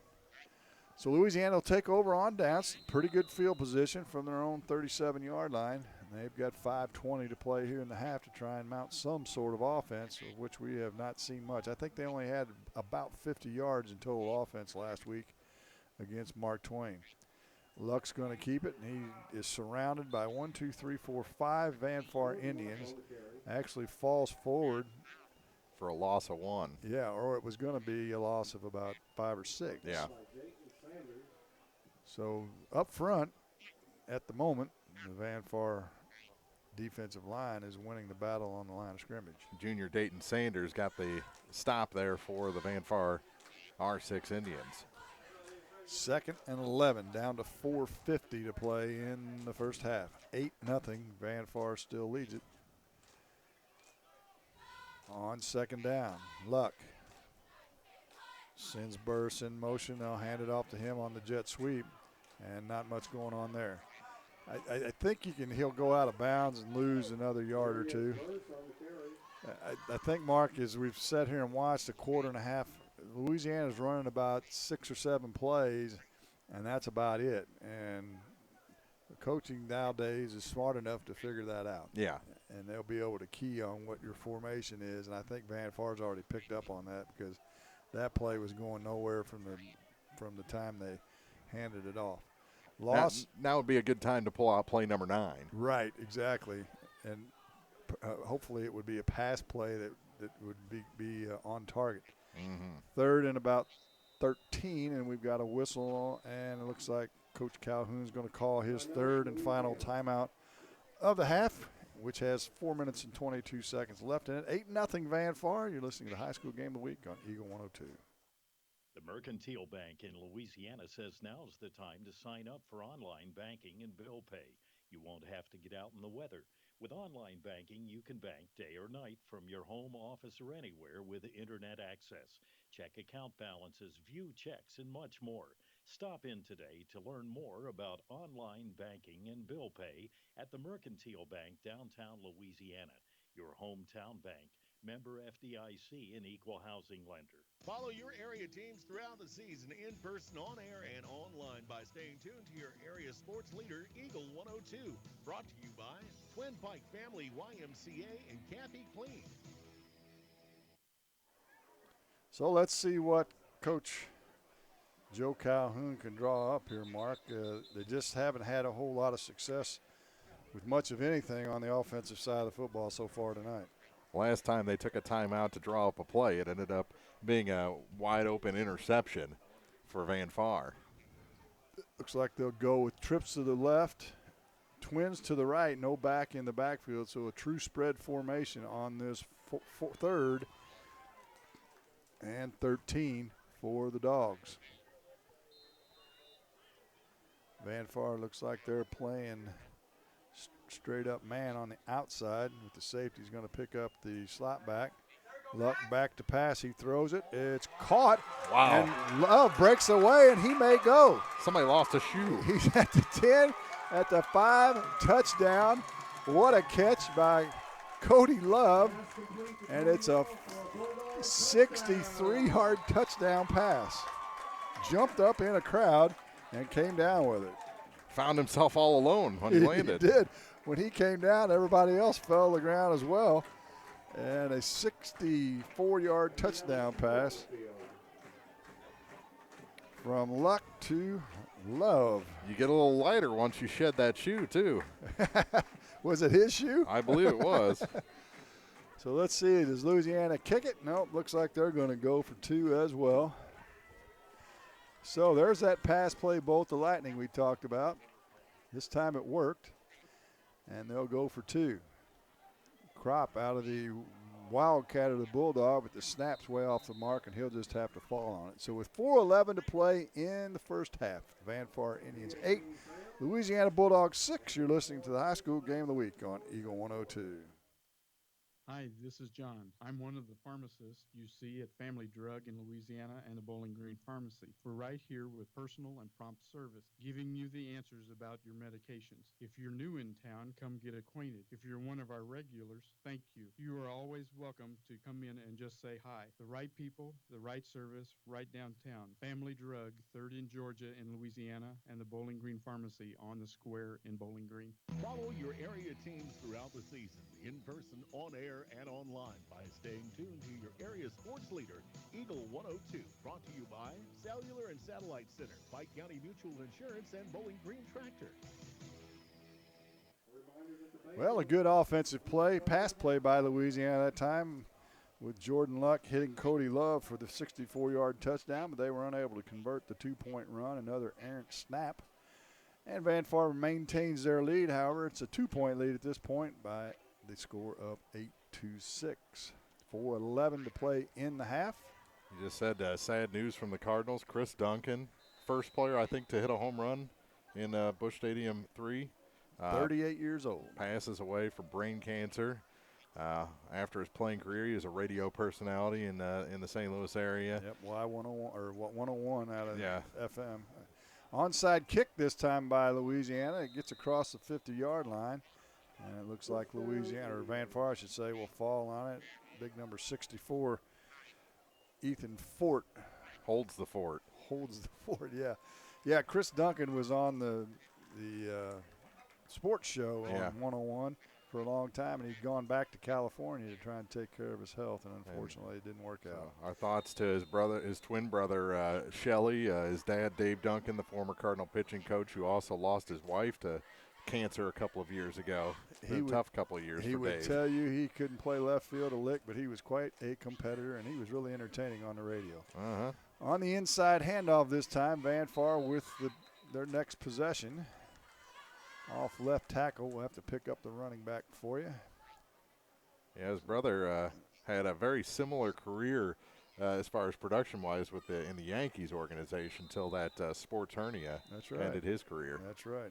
Slayton on the carry. He'll pick up 1. It'll be second 9. Speaking of the Cardinals, they're in Pittsburgh tonight. I'm sure everybody's interested in that. They lead 2-1 in the bottom of the 5th inning. They've been on quite a – I think I read the other day they've won 20 of their last 25 games. Lead the Cubs by 2.5, I think. Yeah. That's right. On the second down play, Johnson's going to pull it out and go the opposite way. He's got some room around the left end. He'll be near first down yardage as he goes out of bounds right at the sticks. And it looks like they're going to give him first down yardage inside the 45. They'll mark it at the 44, maybe the 43. Let's see where they're going to set it down. For a long time, my desktop on my computer was Chris Duncan doing something very inappropriate to the World Series trophy. he was a character. Oh, he was. On the first down as they mark it at about the 37.5-yard line. Johnson will roll out to his right. Now he's under heavy pressure, and he's going to get rid of it, and it's picked off. Picked off by Luck. We've got a flag on the play coming from the far sideline. I don't know what that could possibly be all about. Way away from the play. Uh-huh.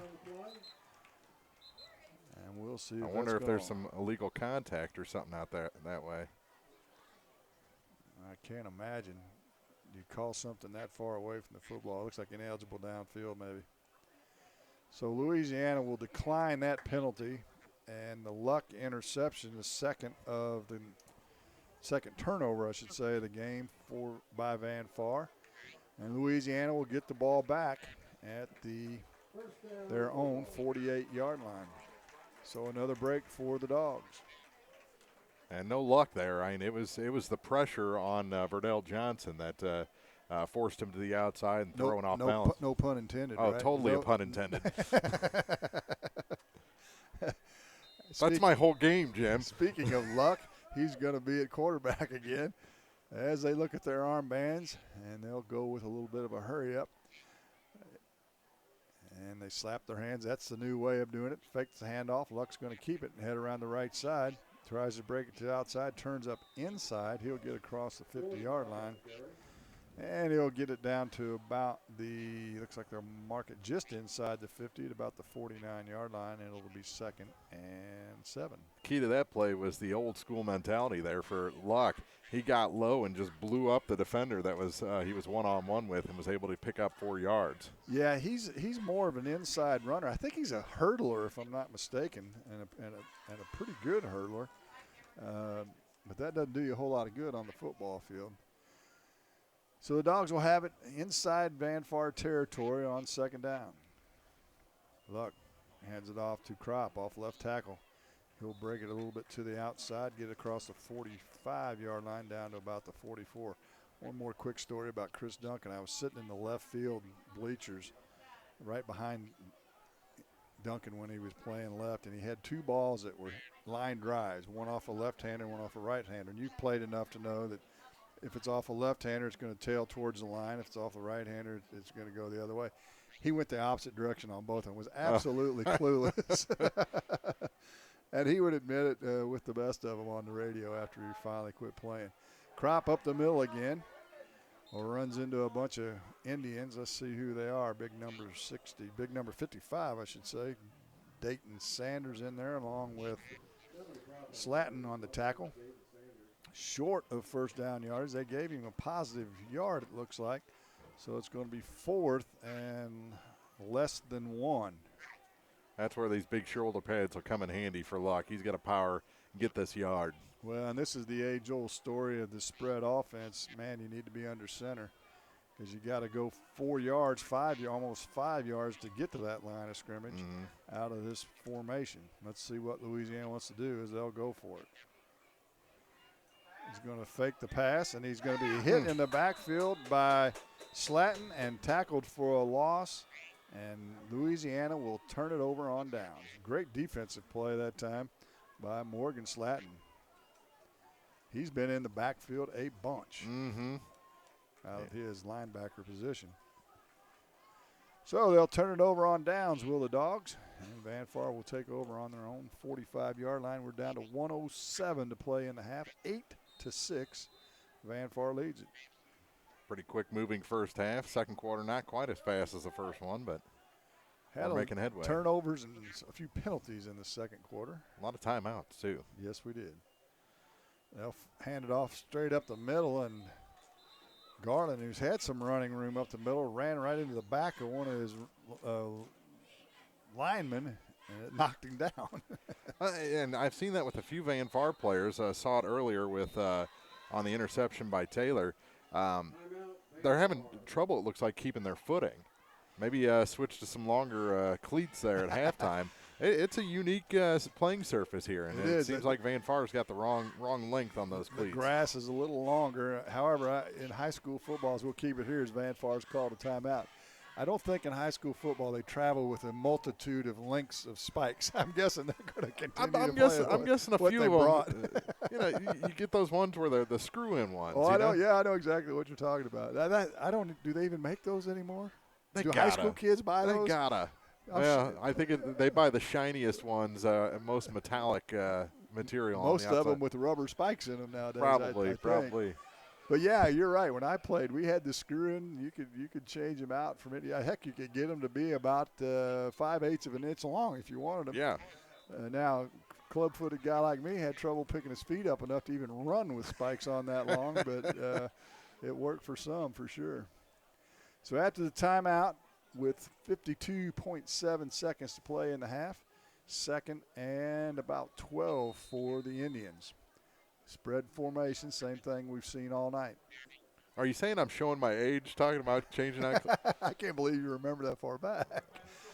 Up the middle once again goes Garland. He spins. He loves that spin move, doesn't he? Picks up about 7 across the 50. Down to the 49. Clock continues to run. Van Far has a couple timeouts still in their hip pocket. 41 at the end of the month, Jim. 41. Man, I might have to think hard to remember 41. Johnson on the quarterback draw. He's got some room down the left side. He's broken free down the sideline, and he steps out of bounds, I believe, at about where are they going to mark him? About the 20-yard line maybe? Yeah, and that's really fortunate for the Bulldogs because you only got 20 seconds left. And he was going in. Yeah. He was going in. You're right. You said in the pregame he gets some space. He's got speed, and you're 100% on the money there. However, he stepped out of bounds, and it'll be 1st and 10 from the 20, as you said, down to 20 seconds to play in the half. But they do have a couple of timeouts. Johnson with Garland in the backfield, hands it to Garland. He tries to break it outside, drops the football. Now it's picked up by a lineman maybe, and he falls down. Needs longer spikes. Oh, mercy. And we've got a timeout on the field. Van Far will take another timeout. 11.5 seconds to play. We'll stay here and finish off this half for you. Fumbled the football, did Garland. I didn't pick up the number. Might be able to see it on the video better as to who picked that up. That's a long way away. He lost his footing, and they'll have the ball. It looks like they're going to mark it at about the 10-yard line, so it'll be 2nd and 10 for the Indians. They should have, if my in-up scorekeeping's correct, they should have a one timeout left. Mm-hmm. And so they'll be able to run another play on the ground if they would like without getting into the end zone and use that timeout. Well, we talked in the pregame about defense and who could throw the football, and both things have actually come to pass, as no pun intended, as Louisiana did complete a long pass, and Van Far has been able to move the ball on the ground. And so we're kind of right where we thought we would be at 8-6. Let's see if Van Far can score here in the waning seconds of the second quarter. Johnson with Garland in the backfield. He'll take the snap, fakes the handoff, keeps it. He's going to put it up, and he's got a receiver that goes through his hands and falls incomplete. 42, the intended target, Austin Taylor. Did a good job catching that interception earlier, but he was all alone. Yeah, he was too open. And it was, it was just like his interception. He was in center field, and it just slipped through his hands. So they don't have to use that final timeout, as they have 6.4 seconds to play. This is going to probably be the last play either way. in high school, it's hard to run a play in less than 6 seconds. Johnson with the same formation. He'll fake the handoff again. Looks, he's under pressure. He's going to roll to his right. This is where he's trouble. He's on the loose. He breaks to the outside, heads for the right pylon at the buzzer, and scores. Oh, my goodness. Freelance is the name of the game, and he goes in from 20 yards out with no time left in the half. Johnson from 20, and it's 14-6 with the extra point try to come. Fourth time Verdell's been in the end zone tonight. Only 2 of them have counted. Well, I think it's pretty obvious what you got to do if you're Louisiana. You got to have somebody spy him and keep him from freelancing like that, because that's when he's been, well, both touchdowns have come from him freelancing after getting flushed out of the pocket. The 2-point conversion pass is caught, and into the end zone is Garrett Schmidt, I believe, for the 2-point conversion. And so at the half, the Van Far Indians 16, the Louisiana Bulldogs 6. We'll be back to the halftime show after this on Eagle 102. The Eagle 102 halftime report is coming up, sponsored by Cellular and Satellite Center. Matthew Niemeyer here from Sailor and Satellite in Bowling Green. We are your local authorized retailer for your satellite TV and internet needs. We offer Dish Network and DirecTV along with Exceed, HughesNet, and DishNet. If you call an 800 number and they say we will be the local installer, they are wrong. We are an independent retailer and offer the same promotions as they do. You must call us directly at 573-324-3722. We want to earn and maintain your business. Please give Sailor and Satellite a call for your TV and internet needs. 573-324-3722. Some people just have a knack for being there when you need them the most. Like your third-grade classmate who sticks up for you against that bully. The neighbor who gives you a jump start. And the friend who chases away that flock of geese at your outdoor wedding. Your State Farm agent has your back, too, through good times and the not-so-good. And who's got your agent's back? State Farm, the company people have trusted for more than 90 years. We're here to help life go right. Visit Cindy Blaylock Agency in Louisiana. Farmers, the crew at Mike's Tire and Service Center is here to serve you. They know the hours you put in, definitely not your typical 8 to 5, which makes it difficult to get that equipment in for service. Therefore, they offer on-the-farm tire repair. Call Mike's Tire and Service Center and they'll be happy to work with you to get you back to operation as usual. Hi folks, my name is Cody Kirkendall, new owner of Mike's Tire and Service Center, located on Business Highway 61 in Bowling Green. Mike's Tire and Service Center proudly supports all area farmers. Hear all the action from the Eagle 102 broadcast booth, sponsored by Family Drug in Louisiana. It's now time for the Eagle 102 halftime report, sponsored by Cellular and Satellite Center. Welcome back to Cunningham Field at Louisiana High School. We're at half of this EMO to be football game, and the Van Far Indians lead it 16-6 as we go into the locker room. And Mark, it's kind of been the Verdell Johnson show on the offensive side of football. He's creative, that's for sure. Everything has been kind of last option, just take off and try and make something happen. And he's a good improviser, that's for sure. No question about it. At the 10:33 mark on their third play from scrimmage, he went in from 58 yards out. He passed the conversion pass to Schmidt was good, and they led it 8-0. Louisiana had 2 or 3 opportunities deep in Van Far territory late in the first quarter, early in the second quarter. Actually got down to the 1-yard line and got pushed back and then stopped on downs. Were unable to punch it in, but finally at the 4:11 mark, Luck dropped back to pass and hit Cody Love. Jumped high, came down with a jump ball, and then went 64 yards for the touchdown. Their 2-point conversion run failed, and it was an 8-6 game. And then, as you just heard, right at the end of the half, with actually as the buzzer sounded at the end of the first half, Johnson went in another one of those improvised plays after he was flushed out of the pocket. Went in from 20 yards out. His 2-point conversion pass to Smith was good, and that gives us our halftime score of 16-6. Yeah, he had about a 50-yard run, wiped off the board by a penalty earlier. A couple of plays before that, with about 20 seconds to go, he stepped out of bounds on his way into the end zone. So that one didn't count, but Verdell in there twice, and all improvisation from the Van Far quarterback. so far, the difference in this game. And then on that first 2-point conversion, he does a little jump shot kind of pass to a man in the end zone. The second one kind of improvised as well on a rollout.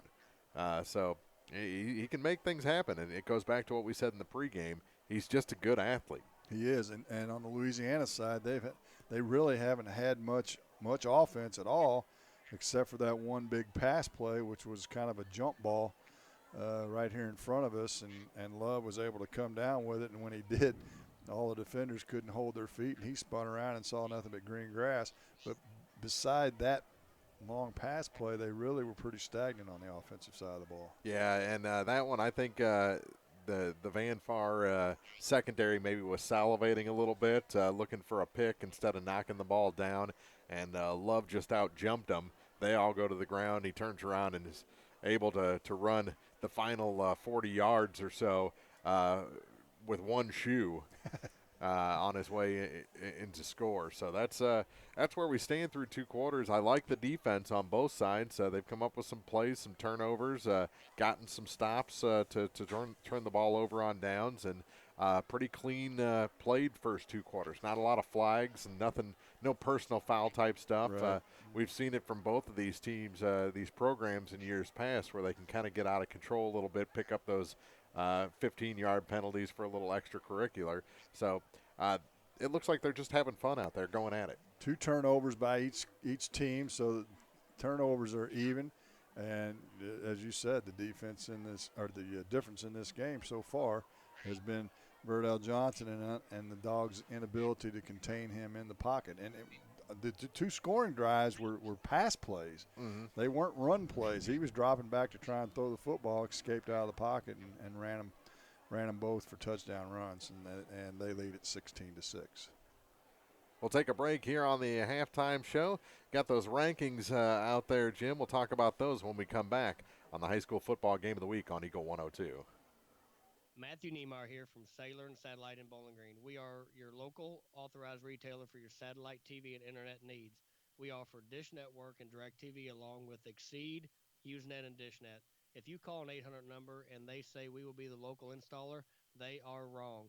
We are an independent retailer and offer the same promotions as they do. You must call us directly at 573-324-3722. We want to earn and maintain your business. Please give Sailor and Satellite a call for your TV and internet needs. 573-324-3722. You can now check your cash flow on the go with Bank of Louisiana's mobile banking. We're helping you manage your money from here, there, and everywhere with our new mobile and text banking services. You can check balances, view account history, transfer funds, and pay bills all from your phone. Visit us online at www.bola.cc for more information and to enroll for mobile banking.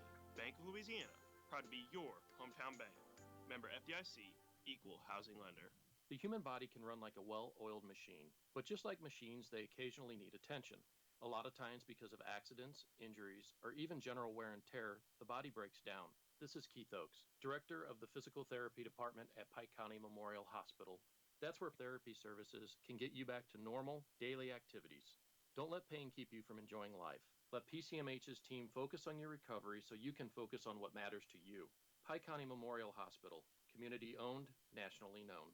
Bringing you all the action from the Eagle 102 broadcast booth, sponsored by Family Drug in Louisiana. 16-6 our score. We're at half here at Louisiana High School. The Van Far Community R6 Indians over the Louisiana Bulldogs. And we mentioned in the pregame about the state rankings. They came out Wednesday or Thursday of this past week.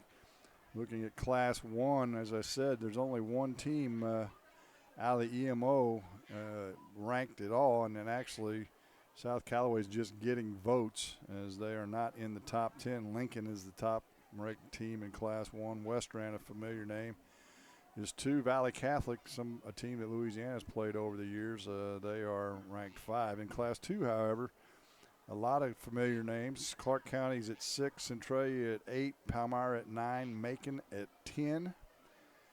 Monroe City getting votes at 1. They lost on the road to Centralia in week 1. Top team in that class is Lutheran North.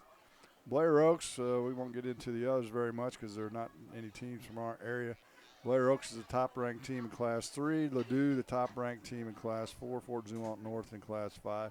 And CBC in Class 6. And actually, CBC and DeSmet are going to play later in the year on ESPN. Yeah. In their high school game of the week that they do. So that would be kind of cool to see some teams out of the St. Louis area play. Yeah, that's where my brothers went to school, and my nephew is he just graduated last year from CBC. Not football players. Yeah, you have to be brought in to CBC to play football. I'm sure that's right. I'm sure that's right. They're scholars, right? Yeah. Coming from the Frolic family. Uh-huh. Couple scores for you. We may be a little bit behind on some of these. Clopton-Ellsbury was leading Missouri Military 14-0. That was in the first quarter. Palmyra 28-14 in the second over Bowling Green. Alton over Quincy 7-6. Clark County trails Centralia at Centralia 7-6. That's two of the best teams in the CCC. Macon leads Highland 24-20 late in the second quarter. Monroe City leads Brookfield 14-0. Jeff City over Hannibal at half 14-6. South Shelby, the team that defeated Bowling Green last week, they lead Putnam County 22-7. Paris, an opponent for Louisiana later in the year, they lead Salisbury at half 20-0. And Troy and Warrenton, no score late in the first. Well, that's got to be in the second quarter by now. That's a first quarter score. Did you see anything else? Pittsfield, Griggsville Perry trailing Auburn 21-0 with about 4.5 minutes to go in the first half. That's the latest score I see from over there. And I saw, what was it, Jeff City leading Hannibal in that big school game. Yeah. Bottom of the sixth, Cardinals still lead the Pirates 2-1. 2-1. That's an important. Well, everything's important from here on out for the Cardinals. Yeah, we're under 20 games left. Everything's important. Let's see, what are the Cubbies doing? They're playing Milwaukee. Milwaukee leads that game 3-1 in the bottom of the third. So, boy, Milwaukee's fallen off a cliff, though, haven't they? Boy, they could do the Cardinals a favor if they win these next two games of this series, though. That would help the Cardinals out a great deal. Now, the thing you got to remember about this season, the Cardinals' last 9 games are against Chicago and Milwaukee. So. And I think 6 of them are against Chicago, if I'm not mistaken. Yeah. So the Cardinals, even though they're 3 up or 2.5 up now, no matter what they end up, if they're not over 6 up going into that last 10 days of the season's nowhere near over. Yeah. So, did I see Kimbrell is hurt again for Chicago, though? He's hurt, yeah. You know, I think who knows why they're not signing free agents. Everybody's got an opinion of that, but I think the proof's in the pudding that if the guys don't go to spring training, it just isn't going to work out. You just got to kind of let them go and get them in the next year, because if you don't really realize how important. I mean, I'm sure you feel this way.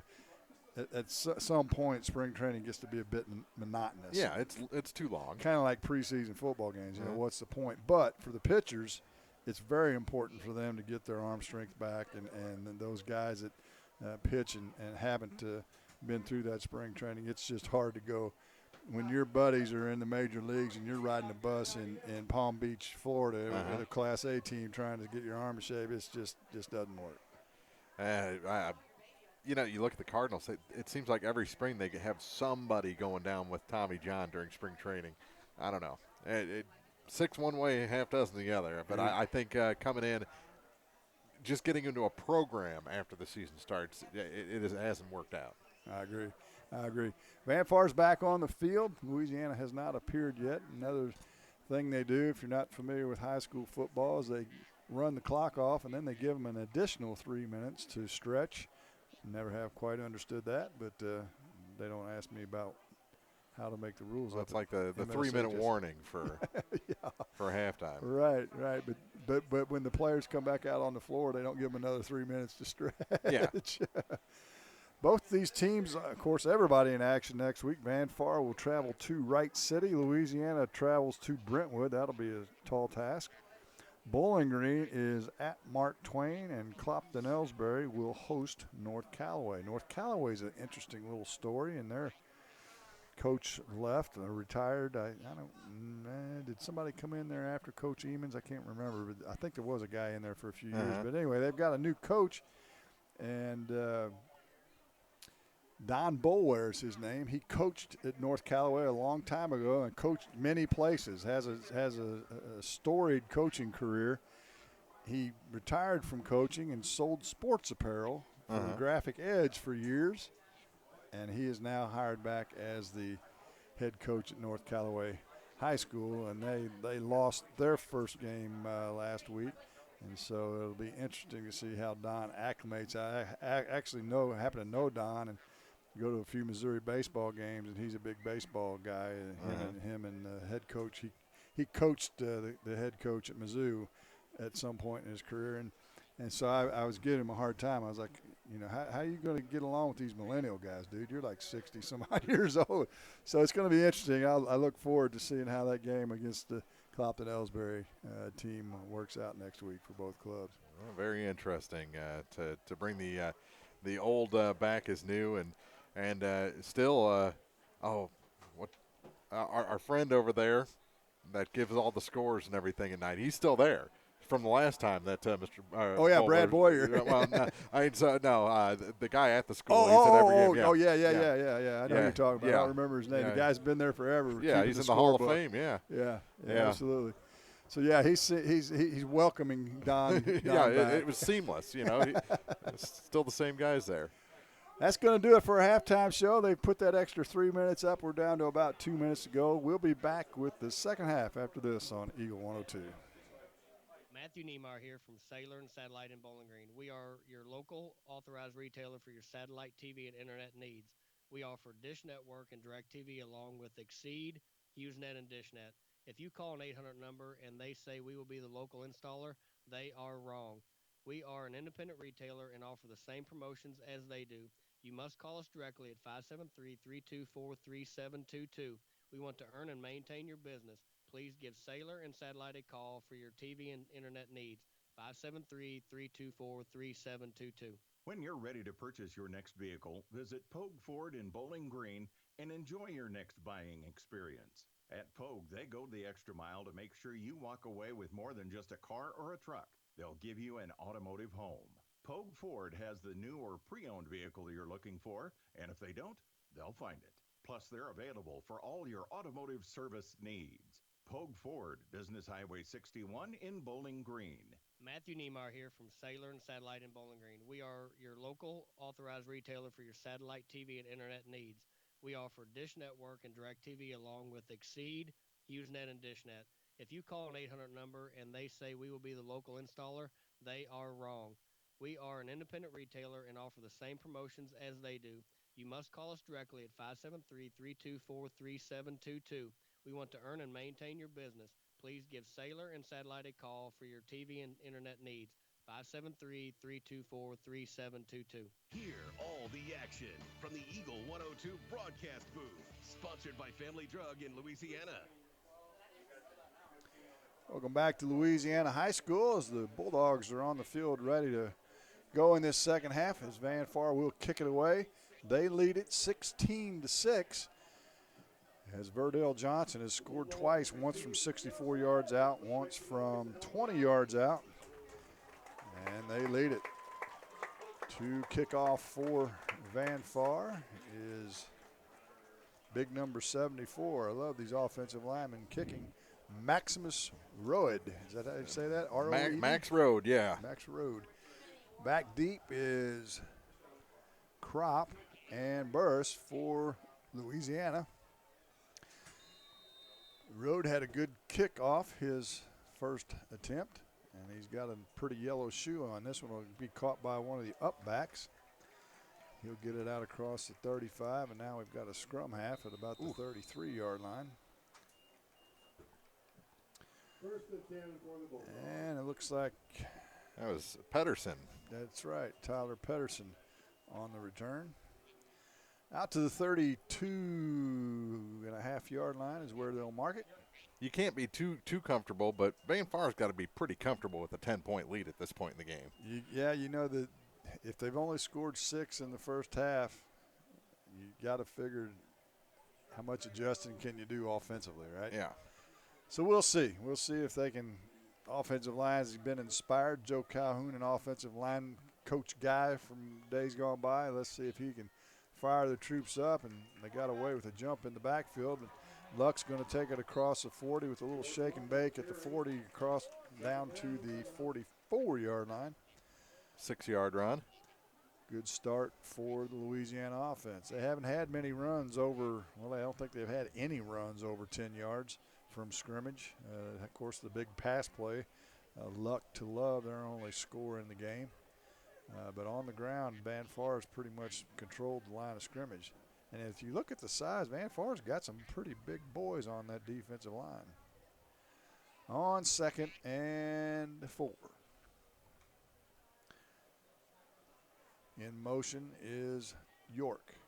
High snap. Oh. Now it's on the ground, and got it back. Louisiana guy falls on it. Who was that? That was Crop. And they'll lose a couple of yards on the high snap and missed exchange. And it'll be 3rd and about 6.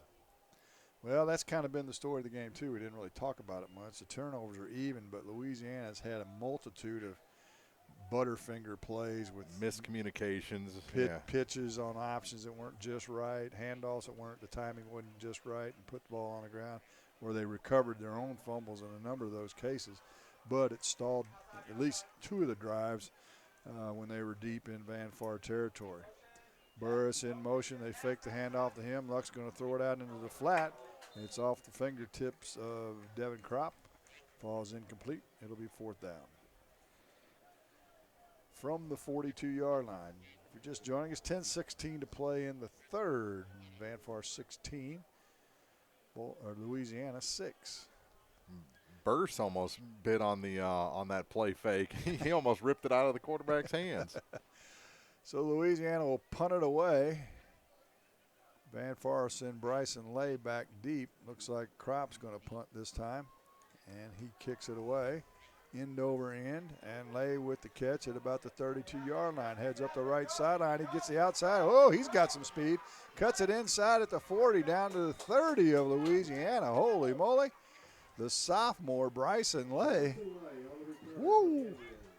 Yeah, he had a whole mess of steam going there. He hit about 6th gear on the 50-yard line and started leaving people in his dust. Holy mackerel, that was fast. Love with a touchdown-saving tackle at the end of it. He tried to cut back, and Luck tripped him up.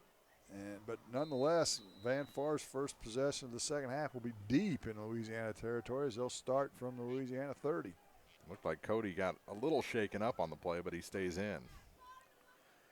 Johnson out of the spread formation, takes the snap, fakes the handoff to Lay, throws it into the flat, and it dropped again. Man, oh man. We talked about Johnson's passing skills in the pregame, but they've been decent, and he's had 3, maybe 4 balls dropped in this game by his wide receiving core. Not a whole lot of zip on the passes, and that might have something to do with it. The ball coming in wobbling a little bit, Could be.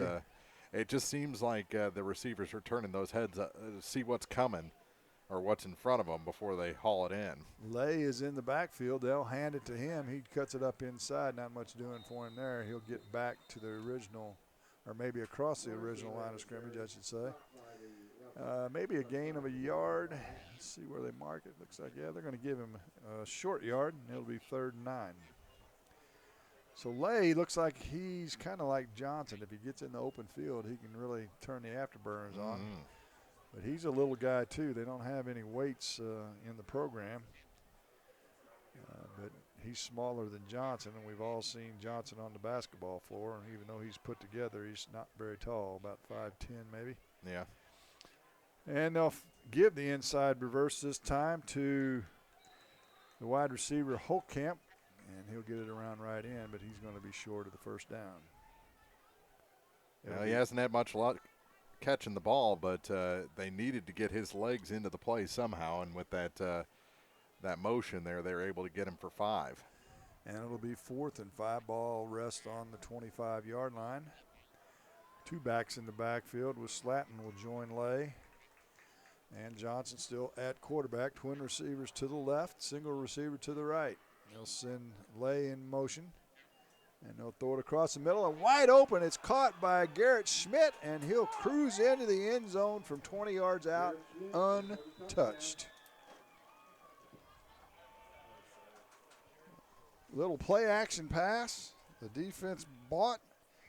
And Schmidt was all alone from 20 yards. And it's 22-6 Van Far.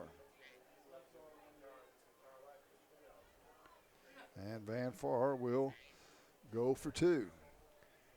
Single back this time. That's Lay with Johnson. Twin receivers to the left, a receiver in the slot. And they'll fake the handoff, and the pass is to the slot receiver, and he can't find the handle. And it falls incomplete once again. So after that nice play and run back by Lay, Van Far able to convert, and they lead it 22-6 with 8:38 to play in the third quarter. You're listening to the high school game of the week on Eagle 102. It's good to aim high, and sports can help children reach their goals. Join Pike County Mutual Insurance in Bowling Green and Farm Mutual Insurance in supporting local athletes. Be sure to catch all the action this sports season. Pike County Mutual Insurance salutes young local athletes and wishes them well. And they look forward to protecting these young adults with strong insurance coverage during what is sure to be a bright future. Pike County Mutual Insurance in Bowling Green.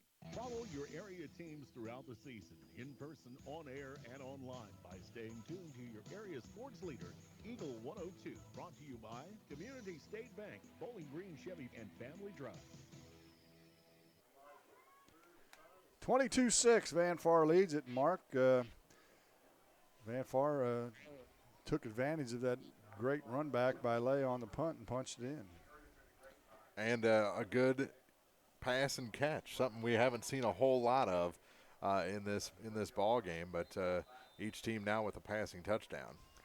Road to kick it away again. This is a line drive kick, and it'll be go right through the wickets of Burris, and he'll pick it up at about the 15-yard line, tries to break it to the outside, and there's not going to be much running room for him there. That one went right through the 5-hole. Yeah. That's kind of hard to do in football. It is. Hockey and baseball is a little different, but Yeah. that's a pretty good-sized ball to go between your legs. But nonetheless, he created a little positive yardage out of it after he picked it up, got out to the, looks like they're going to mark it at about the 18-yard line. And Louisiana needs something positive offensively here. Pinned deep in their own territory. And now Burse is cramping up on the Louisiana sideline. Yes, he is. That's not a good sign. Luck on the handoff to Crop off left tackle. Gets it out to about the 20. Gain of 2, 2nd and 8.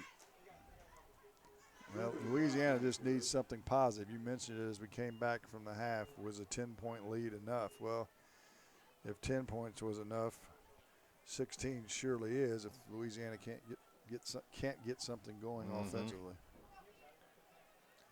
Second down. Twins to the left, strong left with the tight end. And they fake the handoff. Luck's going to keep it. Not much running room. Spins inside and turns nothing into about a 5-yard gain. No, gets out across the 25, maybe the 26, and a manageable third down now at 3rd and about 3. Yeah, short 3. He banged around. That spin move really got him going. And I think he's really a running back. You mentioned it with the shoulder pads. He's got the running back build. Mm-hmm. If you could put him in the tailback or the fullback position out of the I formation, you might have a little something. But that quarterback tonight, 3rd down and a short 3. He'll hand it off to Crop. He breaks a tackle, gets out across the 30-yard line, and he'll have the first down. I mean, little victories is what you got to build on. Little victories, and hope you can break one.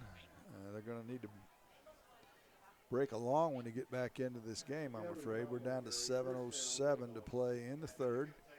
And with the multitude of running plays, the clock runs rather quickly in these football games. And we'll have a water break here at about the 5-minute mark or somewhere in that neighborhood, I would guess.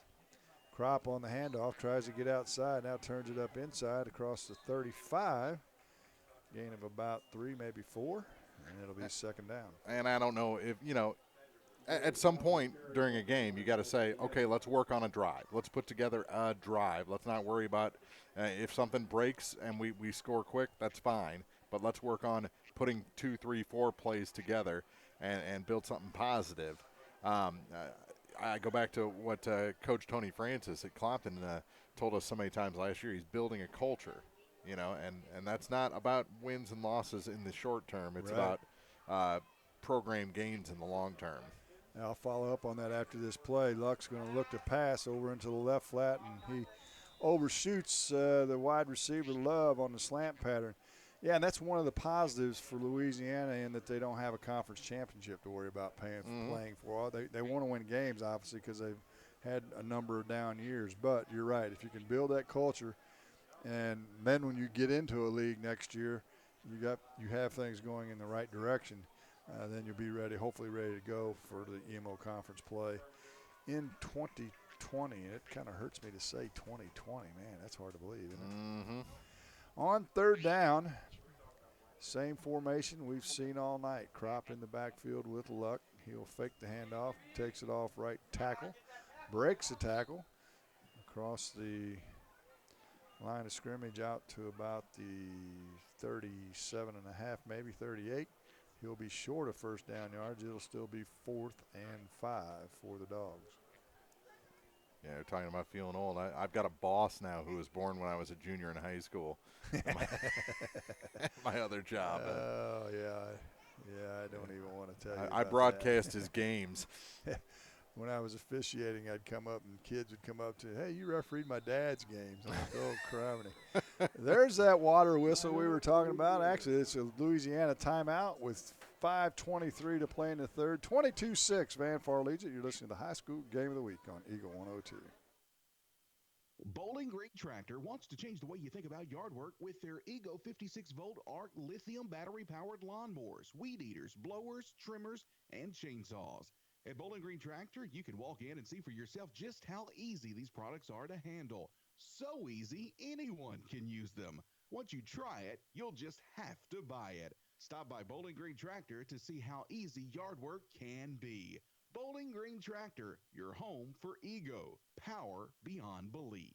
Follow your area teams throughout the season, in person, on air, and online by staying tuned to your area sports leader, Eagle 102. Brought to you by Pike County Health Department, Home Health and Hospice, Mid-America Auto and Towing, and Abel's Quick Shop. 5:23 to play in the third. 22-6, Van Far leads it. See Triope and Calhoun on the Illinois side, knotted up 16 at the half. You know, they play some good football over there on the other side of the river. I've never gone over and watched any of the games. Illini West, Carthage, they've all had good teams over the years. Bushnell, I guess Brussels or Barry's with West Pike now. A lot of them have co-ops. Western now, yeah. Yeah, it's a lot of co-ops in Illinois. And it makes you wonder about these two teams. Van Far is co-oping with community. Will Louisiana have to look to do that at some point if they can't get their numbers up? That's for another day, as it's 4th down and 5 from their own 37-yard line, and it looks like they're going to go for it. Or are they going to try and draw them offside and then drop back to punt? They're going to send Burris in motion. They fake the handoff to him. They've got a receiver all alone. The pass is up, and it's caught. Wow. At the 35-yard line, down inside the 30. On the reception, is that Love again? It is. Cody Love. Man, he broke free and had 5 to 7 yards on the defense, and that pass was on the money. And Louisiana in business inside the Van Far 28-yard line with a first down. Love now checks to the sideline. They'll look, get the signal from the offensive coordinator. It's late coming in. Crop is getting frustrated back there. Well, they didn't start the play clock, so it was only at 39. Now they give it to Crop. He breaks it to the outside, shakes and bakes, now gets to the outside, across the 20, down to about the 16-yard line. He just doesn't quite have the speed to get to the corner, as Van Far has done a great job of stringing things out on the defensive side. He's still happy with the run. Another first down moves the chains for the Bulldogs. They need positive points. They need points out of this drive if they want to get back into this football game. Twins to the right, I should say. Single receiver to the left, tight end, strong left with Luck and Crop in the backfield. Bring Burris in motion. They'll fake that handoff. Now confusion in the backfield completely as Burris, or Crop, I should say, wanted the football. Luck was wanting to keep it. Actually, Luck went to his left to hand off, and Crop was on his right. It's never a good feeling when that happens. Yeah, and he ended up trying to get it over his head.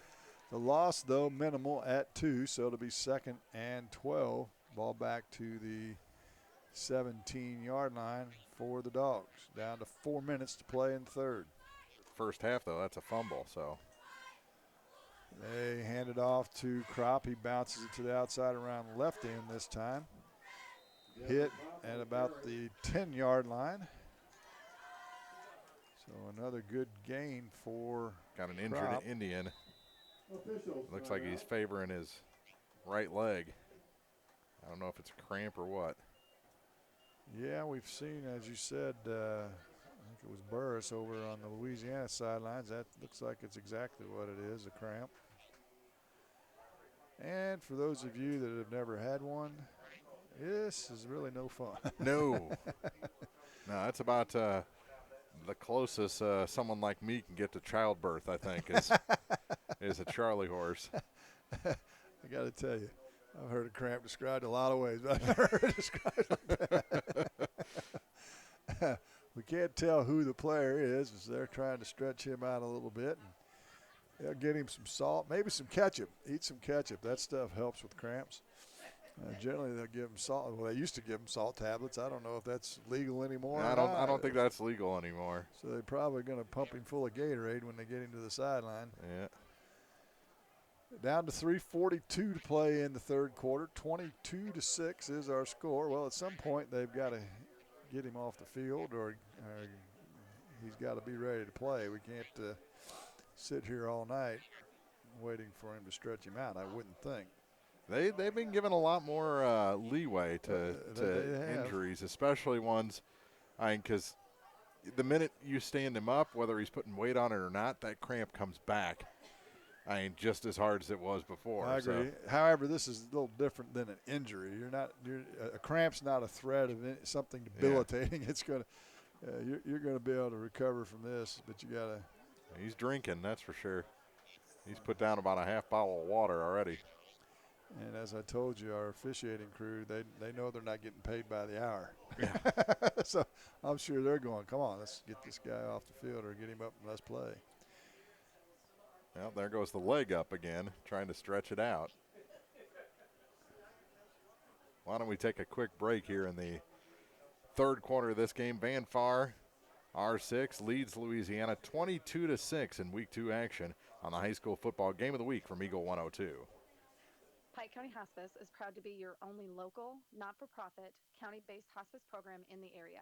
Hi, my name is Corey Shepard, Hospice Program Manager. Since 1993, Pike County Hospice has been serving our community's families with integrity, compassion, and respect. This new journey is not easy, and we are ready to support you and your family through this difficult time. You have the choice of who will be by your side. By choosing Pike County Hospice, it will be our honor to serve you and provide the comfort and dignity yourself and your loved ones deserve. Contact us today by calling 324-2111 or visiting our website at pikecountyhospice.com. Follow your area teams throughout the season, in person, on air, and online by staying tuned to your area sports leader, Eagle 102, brought to you by All Parts, Perkins Electrical Service, and Spring Hollow Coffee. Well, Garrett Schmidt is up on his feet from the cramp. They've got him to the sidelines. And we'll continue with a 3rd and 6 for the Bulldogs. Ball rests on the 10-yard line of Van Far. They need points in the worst way. on this drive. Luck takes the snap and is going to run straight up the gut. Not a whole lot of running room there. Will pick up positive yardage, maybe 1. They might give him 2. It'll be 4th down. Yeah, it looks like it's going to be a 4th and 4 for the Bulldogs. Well, they haven't had a whole lot of luck running up the middles. I mean, straight up the middle. Off tackle, they've had some luck on a little misdirection stuff. The pitch stuff has not really worked at all. Van Far's pursuit's been really good, stringing those plays out. So let's see if they want to put the ball in the air. The quarterback draws worked several times. They drop back to pass, and Luck takes off running. Let's see what they do on this 4th down deep in Van Far territory. They're going to hand it off to Crop. He'll try and get around the corner. He's at the 5, and they'll hold him up. He's going to be close to the 1st down yardage. We'll have to see where they mark it, though. Looks like from the far official, he may have it. We'll see where the mark is at the 2:33 mark in the 3rd quarter. And they're going to say it's a 1st down. 1st and goal for Louisiana from the Van Far 4-yard line. Second time they've been inside the 10 tonight. Actually, inside the 5. They got it down to about the 1 in a drive earlier in the game. And then everything was backwards from that point forward. Let's see if they can convert here.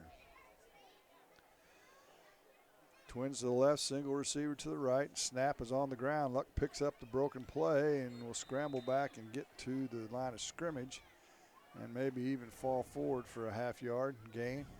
It'll be 2nd and goal from inside the 5. Looked like Brandon Eoff was cramping up there. 44 for the Indians.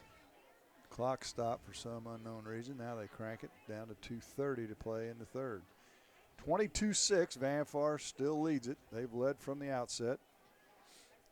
Louisiana trying to get this game down within 10. They look to the sideline for their play call. Check their wristbands now. And they're ready to go. Even gone to wristbands and stuff in softball now. It's crazy. Luck fumbles the snap. It was a good snap that time. So 2 problems with the exchange. And this is going to be a loss of about 2 outside the 5 now to the 6. And it'll be 3rd and 6. 3rd and goal, I should say, from the 6 for the Dogs. The closer they get, the more problems they have. Take a 15-yard penalty or something. Yeah. Get yourself backed up. They just kind of freak out when they get inside the 10-yard line. And that's what happened before. They had a fumble snap and then a bad exchange on a pitch. And before you know it, they were outside the 10 and gave the ball up on downs. Here they go again. They'll give it to Crop this time. Good exchange. He turns it upfield, and he's going to get in for the touchdown from 6 yards out. Devin Crop at the 1:24 mark of the 3rd quarter cuts into the Van Far R6 lead, making it 22-12 with the 2-point conversion run or play to come. Good run that time as he was patient and cut it upfield right at the exact appropriate time and was able to cross the goal line. First running touchdown of the season for the Dogs. Now they'll run out of the Bulldog or Wildcat, if you will, and Crop is in trouble. Breaks the tackle, gets back to the 5, and the run attempt will fail. Same thing they did on the last touchdown. It didn't work, and it didn't work this time as well. So with 1:24 to play in the 3rd, your score, the Van Far R6 in his 22, Louisiana Bulldogs 12. You're listening to High School Game of the Week on Eagle 102. Hey, this is Tyler from Mid-America Auto and Towing. We have a constant rotation of new inventory, including cars, trucks, and SUVs. If we don't have what you're looking for, then we'll find it.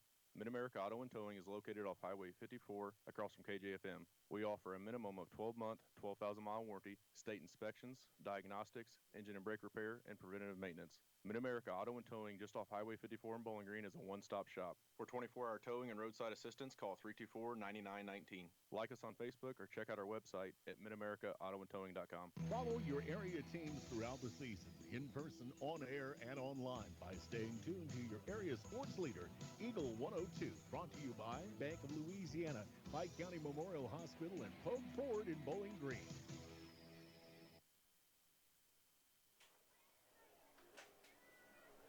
Yeah, the scoring update. Monroe City leads Brookfield 22-0 in week 2. Last score we had I see from Palmyra Bowling Green is 28-14. Had you seen anything more recent than that? That was in the third quarter. Let's see if there was another score or two. Macon 32, Highland 20 as Luck will kick it away for the Dogs. Back deep is Lay for Van Far. It's a pooch kick that goes out of bounds. Yeah. But now we're going to have an offsides on the kick, and I'm guessing Van Far is going to decline that, I would think. I think they blew it dead, though. I don't think they – yeah, they're going to have to re-kick it.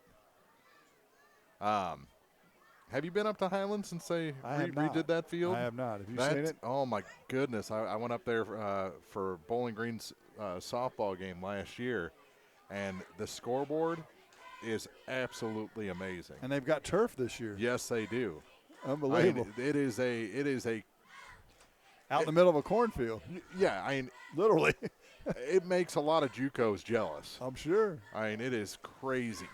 And, of course, everybody's seen Troy's new field. Of course, they're a 6A school, but that's a show place as well. So the kick out of bounds, you're right. They blew it dead, and they're going to mark off 5 yards, and Luck will try it again. Highland's scoreboard makes Troy's look like an elementary school scoreboard. Really? I mean, it is just a huge, massive video board all the way across, high def. Wow. It's amazing. Need to get up there and check that out. Luck will kick it away from his 35, and he does the same thing.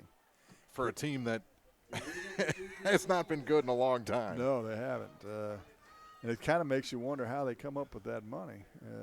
Well, it tells you that they've got support. They've got some great boosters, That's what it tells you, for sure. A lot of the schools are going to the video boards now. If you remember Ben Marth, who was on WGM Sports Guy for a long time out of Quincy, he's actually in the sports board business now. So I'm sure he's going to all his previous contacts through the sports journalism venue and saying, hey, how about a video board? Only $50 million. Yeah, they are not cheap. So after all that, Van Far gets the ball right back where they'd had it before at the 35-yard line. And they'll have 1st and 10 with 1:24 to play in the third. And now we've got a whistle. And what is this? Another timeout taken Another timeout by Van Far. That'll be their second timeout of the half. I think Louisiana's called one. So 1 left for the Indians and 2 for Louisiana. Let's take a break as well. Van Far's not leaving the field, though. Well, let's stay right here then. I don't know what's. They said it was a timeout Van Far, and now they go off. Well, I think if you call it in football, it's not like basketball that you can shorten the timeout if the calling team comes back out on the floor. I think in football, if you call it, you get your time no matter what. Yeah. And so Louisiana was going to take it, needless to say. Softball, you've seen a few softball games, and we're going to carry some softball games. You and April did a game last night. We talked a little bit about Silex. I think Bowling Green's going to be pretty good. They'll get a little better as the year goes on. Bowling Green yesterday looked like a 2-time defending state champion. And they always go down to that Troy tournament and play those big schools. And Coach Dean Street, that's a really good measuring stick for his club, playing the Troys and Fort Zuma or Fort Francis Howells. I think Warrenton was there. There's a number of larger schools there. But they went up to Highland before they played Louisiana and really smacked them. Yeah, and Highland's not bad. Yeah, I mean they just lost their top pitcher just like Bowling Green did. Right. But they smacked them pretty good. So after the timeout, 1:24 to play in motion, and they'll hand it off on the jet sweep to Holcamp. He gets it around the left end that time, takes a big hit on the sideline from Pedersen. But he's out across the 40-yard line. They'll mark him at about the 43, maybe 44. They're going to put it at the 44-yard line, and it'll be 3rd and 1, or 2nd and 1, I should say, for Van Far. And they don't want to do anything at this point but grind it out. Grind clock, move the football, move the line, as they say. Speaking of the line, the last check, the Cardinals were ahead 4-1 over Pittsburgh. Handoff up the gut this time. That is Garland back at the tailback Yep, and they're going to flag him on the tackle too. He went up high. I don't know if he got a face mask or a horse collar, but it's a horse collar. Got him by the back of the jersey. I don't know if he had him by the pads from this vantage point, but they're going to call it, and it's going to be 15 more yards. It'll take it down to Louisiana 40-yard line, and it'll be a first down with 1:11 to play in the third. Well, we haven't had the pace. It's kind of thought we were going to have. Yeah, it's kind of been disjointed. A lot of stoppages. We've already had 3 timeouts in this quarter. Number of penalties. So there's not a whole lot of flow to this football game at this point. Although having said that, it's just 10 minutes till 9, so it's been a reasonably quick football game to this point. And we'll go on first down. Will the Van Far R6. They'll send Garland in motion, and the bad snap's going to be picked up by Johnson. He'll be sacked in the backfield for a loss of about 4. Right there, Johnny on the spot was Wyatt Early for the Bulldogs. Good to see him back. He left, I don't know if he left. They called a timeout to make sure he could stay in the game in the first half as he got dinged in the back, it looked like. It's good to see he's back at full strength. Loss of 4. It'll be 2nd and 14 with 23 seconds. In fact, Van Far can let it run out if they would like. 26 on the play clock. But they're going to run a play. Fake handoff. Johnson pulls it down. This is where he's trouble. He throws it up for grabs, and it's caught. Lay on the catch. The two defenders kind of ran into each other. And Lay was the last one left standing, and he makes the catch down at the 13-yard line, but there's a flag on the play. Ineligible downfield, so it'll come back. Sometimes when the quarterback has to scramble like that, that's what happens. And so that'll bring back what would have been a 38-yard completion from Johnson to Lay, and Louisiana's going to catch a break here with 4 seconds to play in the quarter. March it off. It'll be about 2nd and 15.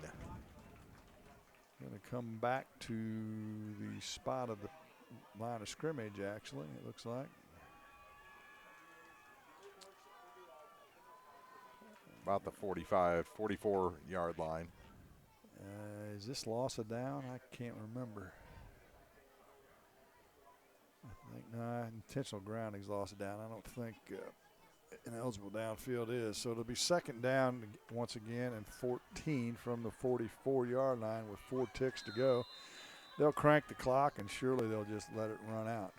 Johnson's at the line of scrimmage, but he's not going to get the play off, and that's going to do it for the third quarter of action. The Van Far R6 Indians 22, the Louisiana Bulldogs 12. Your fourth quarter's next on Eagle 102. Here's one question that has no wrong answer. Are you going to choose the new Shell and Fuel Rewards card to be used at Shell stations, or the Shell and Fuel Rewards MasterCard that can be used everywhere MasterCard is accepted? With both, you save 10 cents per gallon up to 20 gallons every time you fill up. And you also earn 10% rebates on your first $1,200 in non-fuel purchases per year at Shell stations. See? You can't go wrong with either. Visit www.shell.us/getrewards and apply today. At participating Shell stations only. Terms and conditions apply. Hello, this is Mary Millen from Community State Bank of Missouri. Some financial institutions make you go through a lot of red tape to get a loan. But at Community State Bank, we try to keep things simple. When you talk with us, you're talking to the people who make decisions. Next time you need a loan for whatever reason, come see us. You'll be glad you did. Community State Bank of Missouri, your hometown community bank since 1887. Member FDIC, Equal Housing Lender.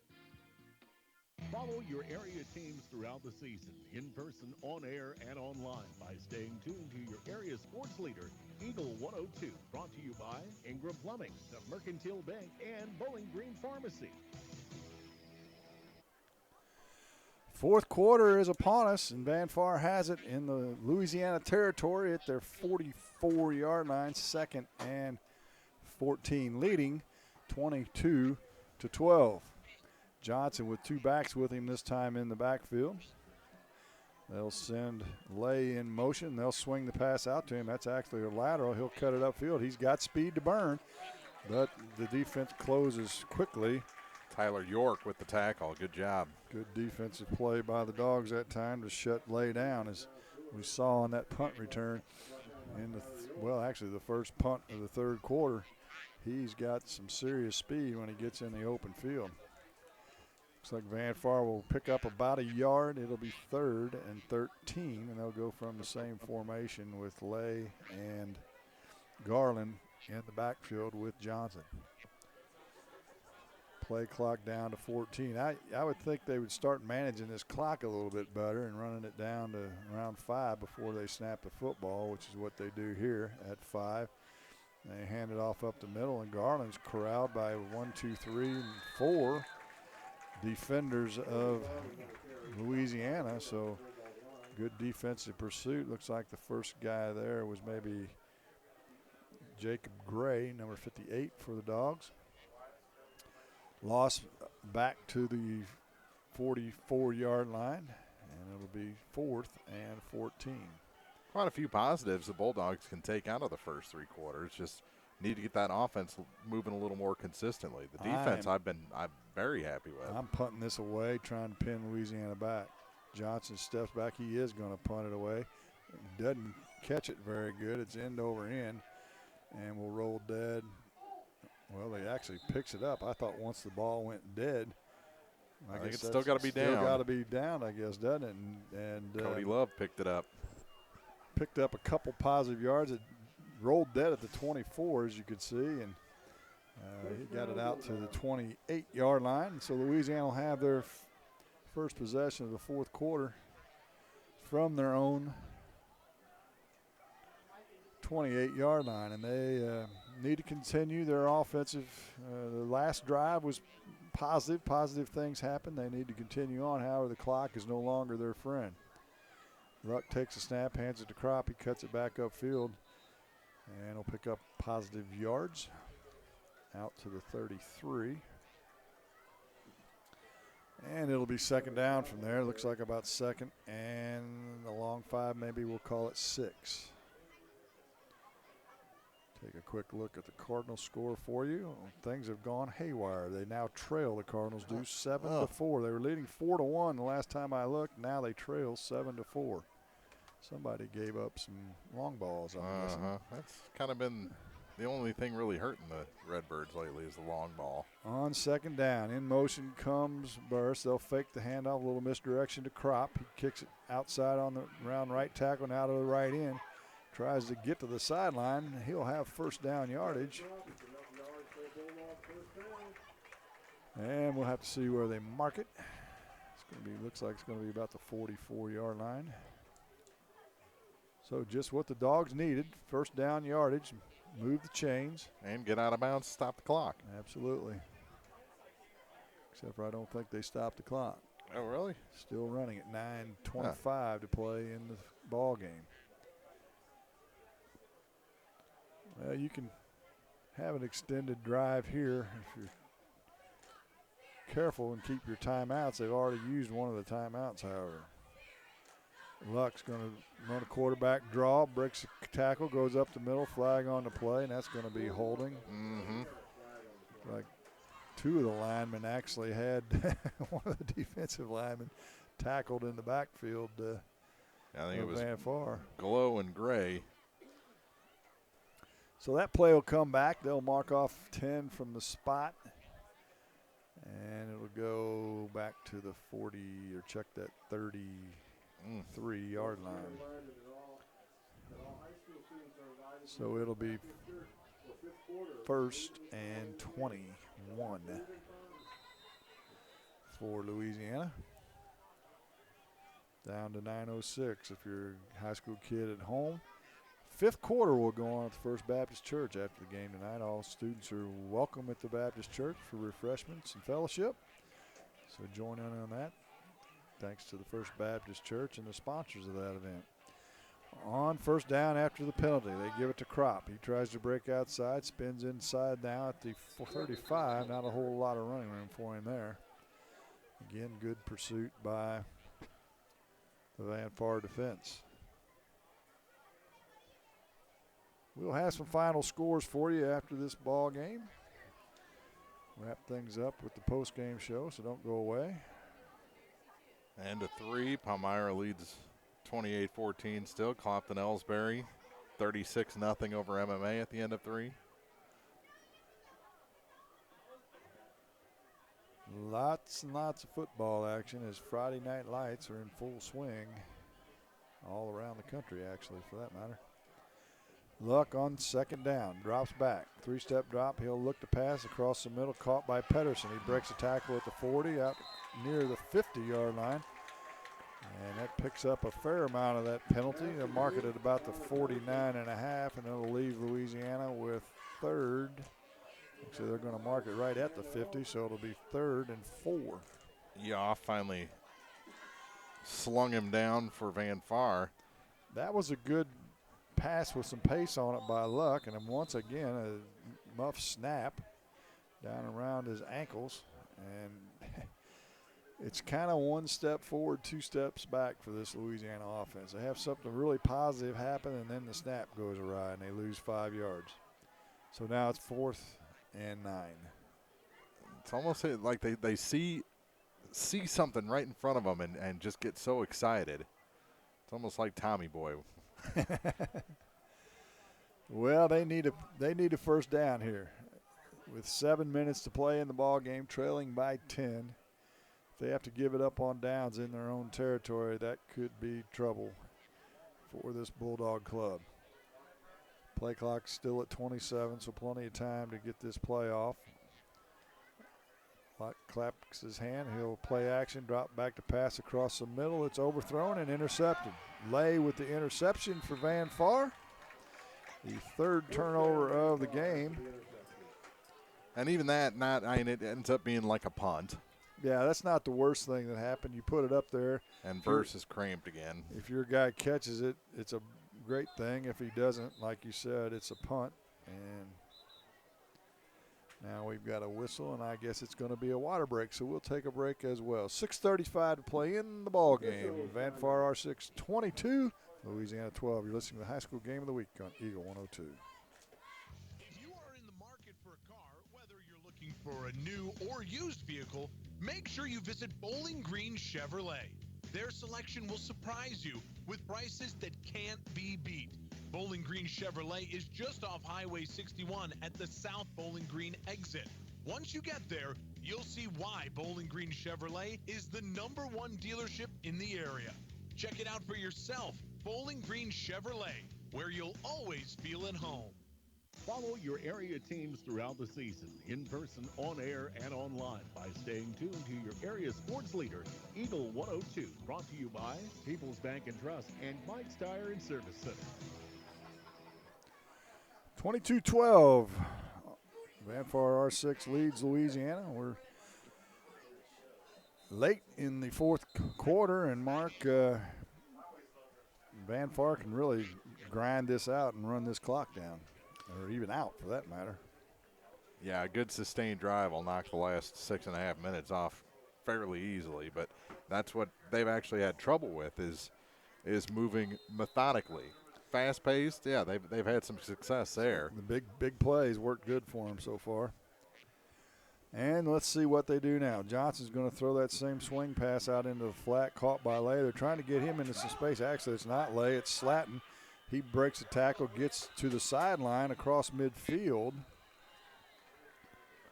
All the way to the 45, 46. Don't see any flags on the play, so that's going to be good for first down yardage for the Indians. Same play we've seen a lot, but it was executed that time. Good run after catch by Slatton to the Louisiana 47-yard line. Clock continues to run down to 6:15. Play clock down under 10 now. Let's see if Johnson can manage his patience a little bit and snap it after 5 down to 3. He's going to do just that. the way the doctor ordered it. Now he's on the loose. He's improvising. That's when he's trouble. He's going to get to the outside now to the 40 to the sideline. He doesn't stay in bounds, which would have been a good thing, but he's got first down yardage at the 35-yard line of Louisiana. Sylvie finally knocked him out of bounds, but it was another big gain, enough for a first down. He has been nothing but trouble when that happens for Louisiana. He did get out of bounds, which is a positive thing for Louisiana. Now they crank the clock once the ball's set. I guess that must be something new in high school, huh? You don't wait till the snap. There they go, yeah.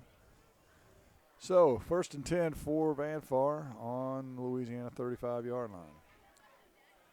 Twins to the right, twins to the left. Garland in the backfield with Johnson. He'll shift over to his right shoulder and take the handoff off left tackle. Good positive burst that time, about 5 yards. It'll be 2nd and a long 5. So mark it, well, actually they're going to mark it right on the 30-yard line, so it'll be exactly 2nd and 5, down to 5:05 to play in the ball game. Johnson, same formation. Now this time they'll bring wide receiver in motion. He'll take the handoff on the jet sweep. Gets across the 25-yard line, as that was Holtkamp again. Holtkamp. And he'll have first down yardage. Patterson in on the stop. A sustained drive is what Van Far wanted, and that's what they're doing right now.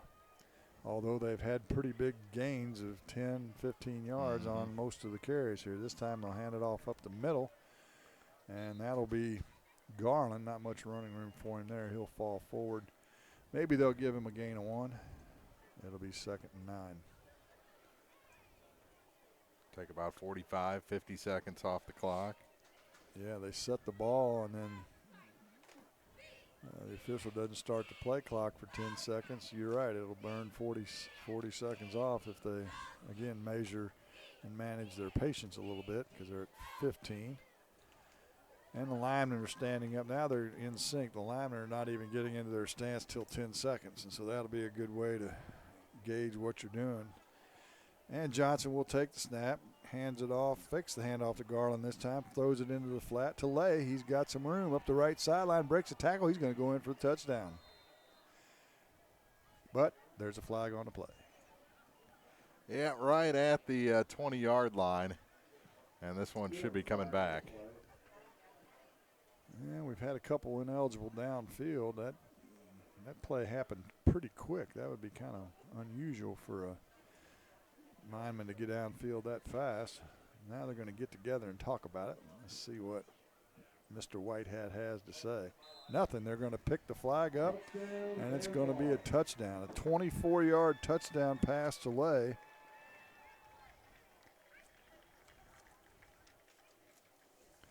And with 3:39 to play in the ball game, that may be the nail in the coffin.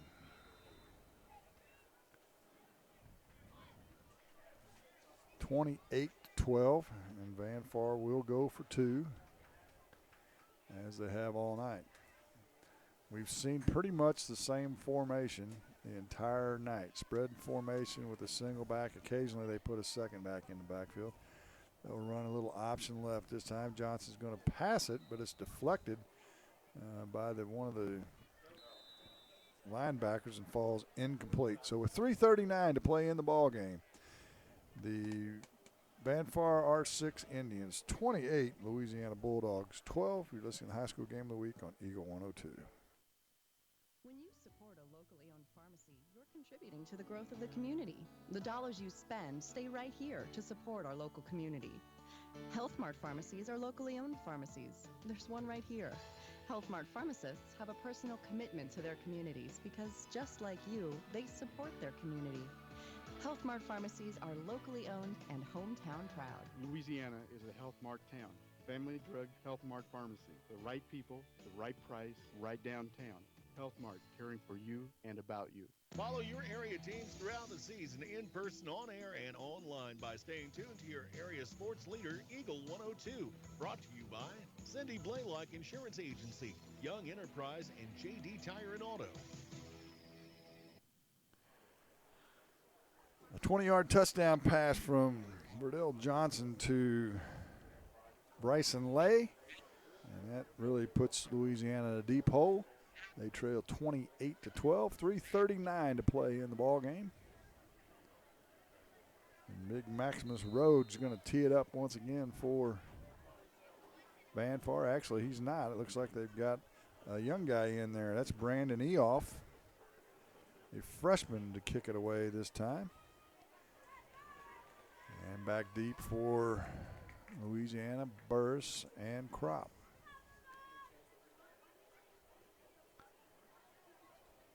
And he's going to have to hurry, and play clock ran out. I guess they don't care. Decent kick down to Crop. He loses the handle. Still hadn't picked it up at the 25. Now gets it at the 26, falls forward to maybe the 27. And that kind of is an example and dichotomy of what's gone on for the Bulldogs tonight. They've had some butterfinger things in key moments, and as a result, they trail 28, I should say, to 12. Still think the positives outweigh the negatives, though. I would agree. They, they scored points. That's one positive after being shut out last week. They've showed some positive things. Luck's actually thrown the ball fairly decently. And defensively, they played pretty good except for the broken plays, and that's when they've really had problems, with the exception of that last pass play. Yeah, coverage on the outside. Luck's going to pull it down and run with it, has some room, gets out to the 40, and takes a big hit by number 44. He off again. As it looks like Van Far has a bunch of young guys in there, with the exception of the defensive backs. Still see a few of those upperclassmen in there. And the clock continues to run down to 3:15 in the fourth quarter. Luck looks at his armband, twins to the right and to the left, Crop in the backfield. Crop now will go in motion to the left, sets up in the slot. Luck, three-step drop, now scrambles out of trouble, rolling to his right. He's going to cut it loose, and it's incomplete, intended for Crop, too tall for him. Came all the way across the field. And it'll be second down? Did I miss a down? Yeah, second down. I think I took a little 10-second nap there for a second. Lost where I was. Second and 10 for Louisiana. Actually, they say it's second and 11. Yeah, how do you lose a yard on an incomplete pass? Yeah, that's kind of interesting, isn't it? We don't know who the chain. I don't know who the chain gang is, so we can't really call anybody out right now. Yeah. So on second down and what should be 10, and now we have a whistle and a penalty. A delay of game. So let the play clock run out. Well, as you said, some positive things to build on from this for sure for the coaching staff here at Louisiana and their players. Got a tough task traveling to Brentwood next week.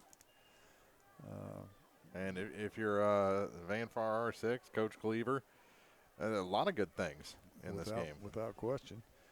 And they will travel to Wright City as a screen pass to Crop in a center screen.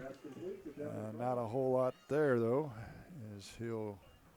The snap went to the ground again. Right. Was picked up by Luck, and he threw back across his body, or against his body, and found Devin Crop for, well, they got it back to the line of scrimmage. Line of scrimmage, yeah, that's exactly right.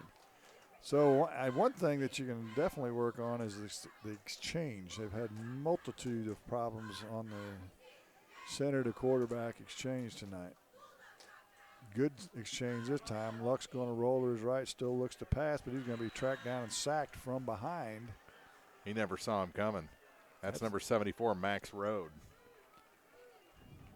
and a loss back to the 20, or check that 35-yard line, loss of about 5. And it'll be 4th down for Louisiana. If you've got a name like Maximus Road, you've got to have a good sack dance after that, though. That is a good name. I'll give you that. I don't think they. I think they would frown on a sack dance in high school if I'm guessing. Not only would the officials frown on it, I'm pretty sure Coach Cleaver would frown on it as well. On 4th down, Luck. He'll drop back, look to pass. They've got to pick up 15. Stripped. And it's stripped or batted down. Batted down, I guess. It falls incomplete, they say. And that'll do it for that series. And Van Far will take over on downs, and they can run this clock out if they wish. Yeah, he was loading up there. It was stripped, but his hand moved forward. Ah. You watching the replay on me? No. I'm just going off of memory there. So Van Far is going to get out of here on the road with their first win of the season, unless something immaculate takes place here in the next minute and 22 seconds. But I was watching my screen while you – it's a little closer. I was going to say, you can probably see that a little better than I can.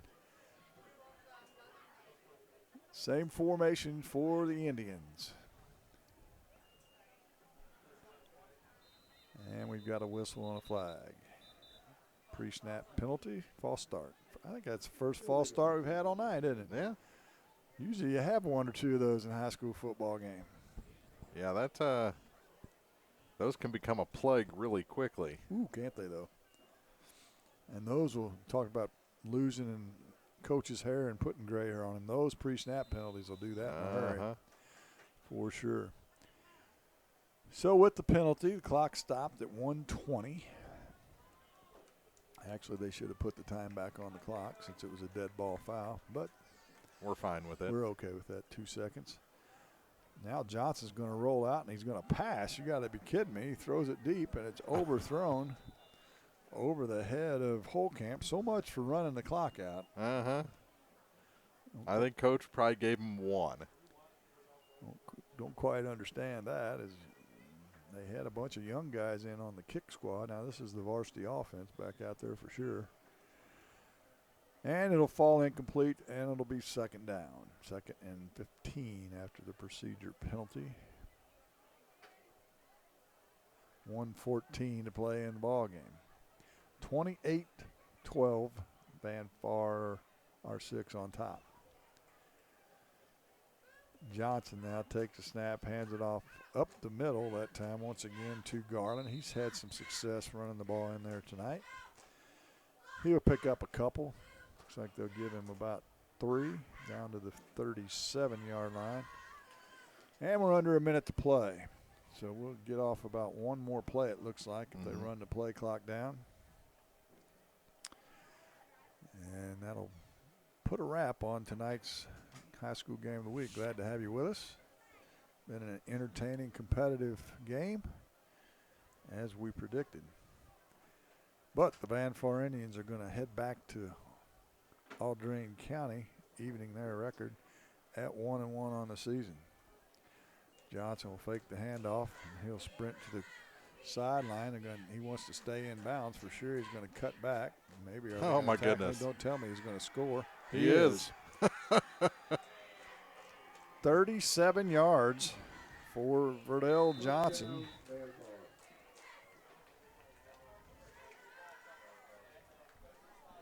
Comes with 16.2 on the clock. So they scored with no time on the clock at the end of the first half and scored with 16.2 to go in the game.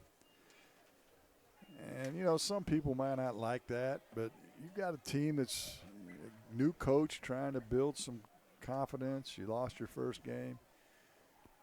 You know, you got to play. And I don't think he was looking for that to start the play either.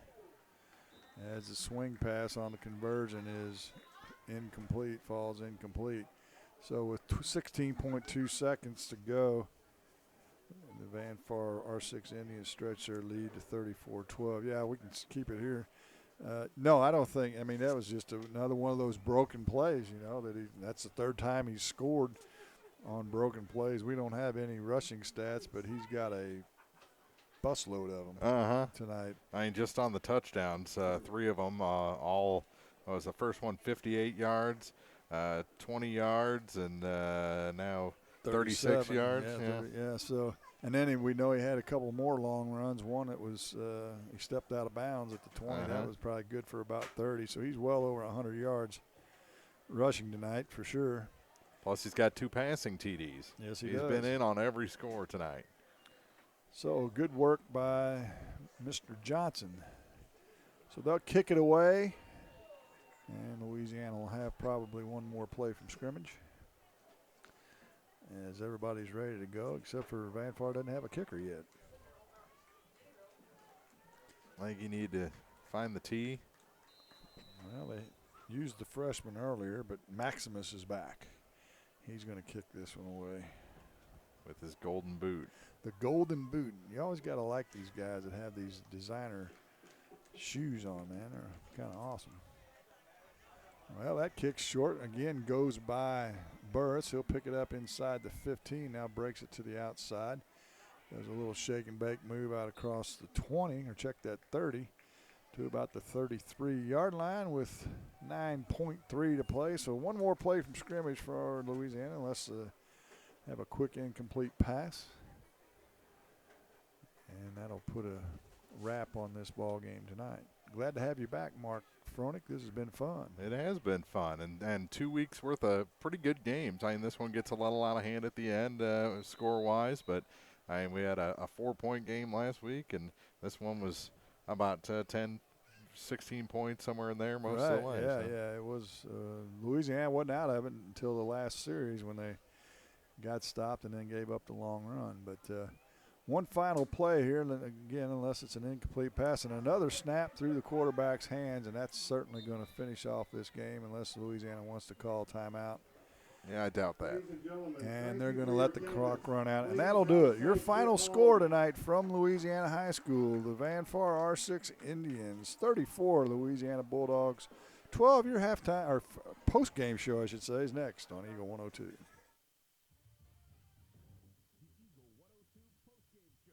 Coming up, sponsored by Abel's Quick Shops.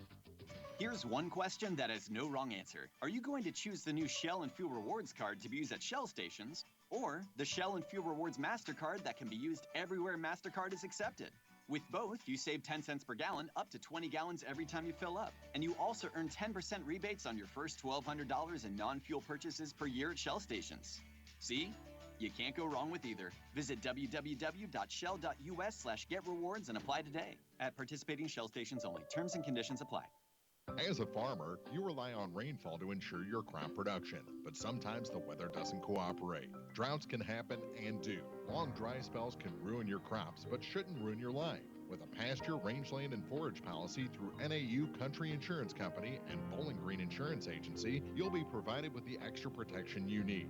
Contact Fred Carlson at Bowling Green Insurance to discuss how PRF can help manage your risk. NAU Country Insurance Company is an equal opportunity provider.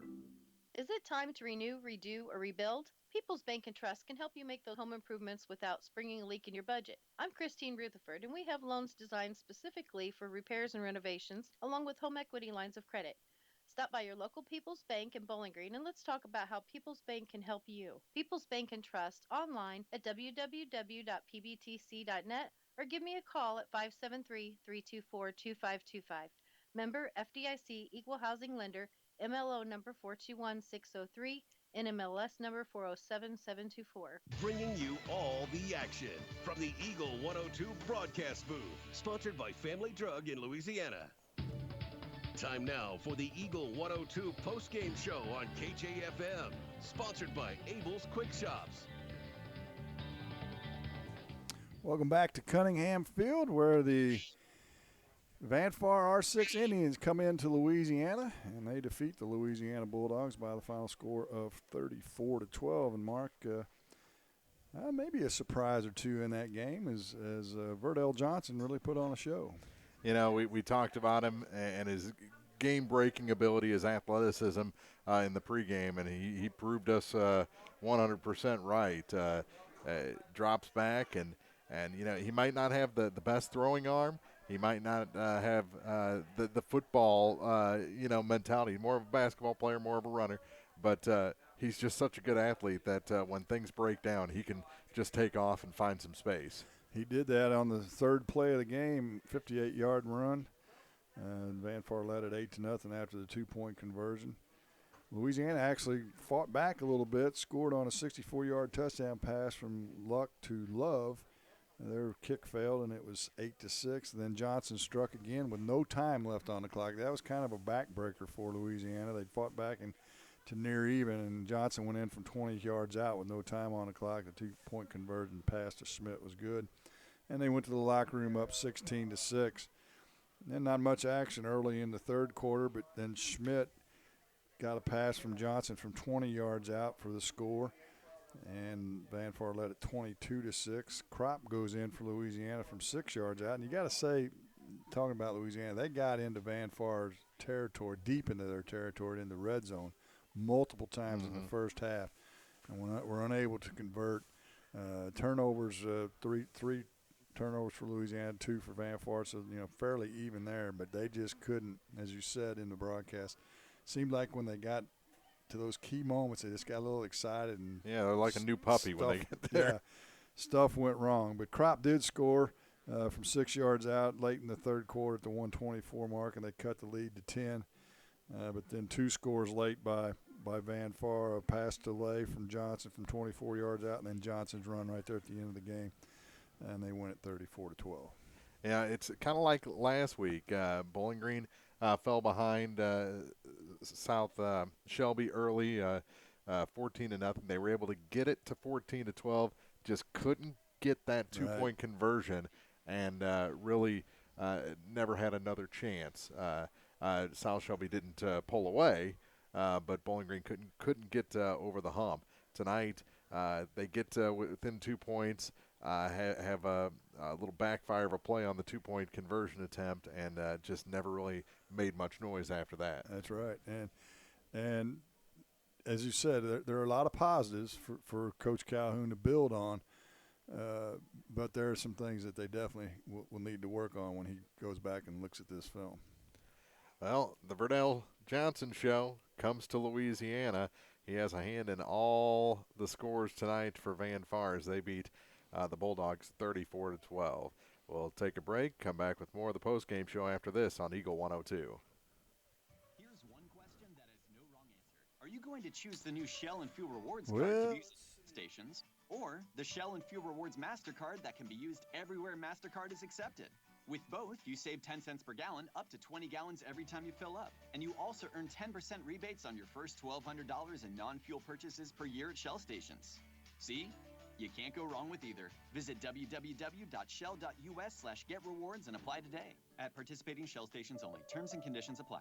Ingram Plumbing has always been known for its outstanding plumbing service. But did you know that Ingram's is also the largest retail plumbing supply store in the area? We carry Delta faucets, a complete line of Whirlpool tubs and showers, jacuzzi pumps, and many other specialty items. At Ingram Plumbing, we're ready to meet all your plumbing needs. I should know. I'm Bonnie Ingram, and I've worked there for over 50 years. Stop by Ingram Plumbing today, Highway 61, Bowling Green.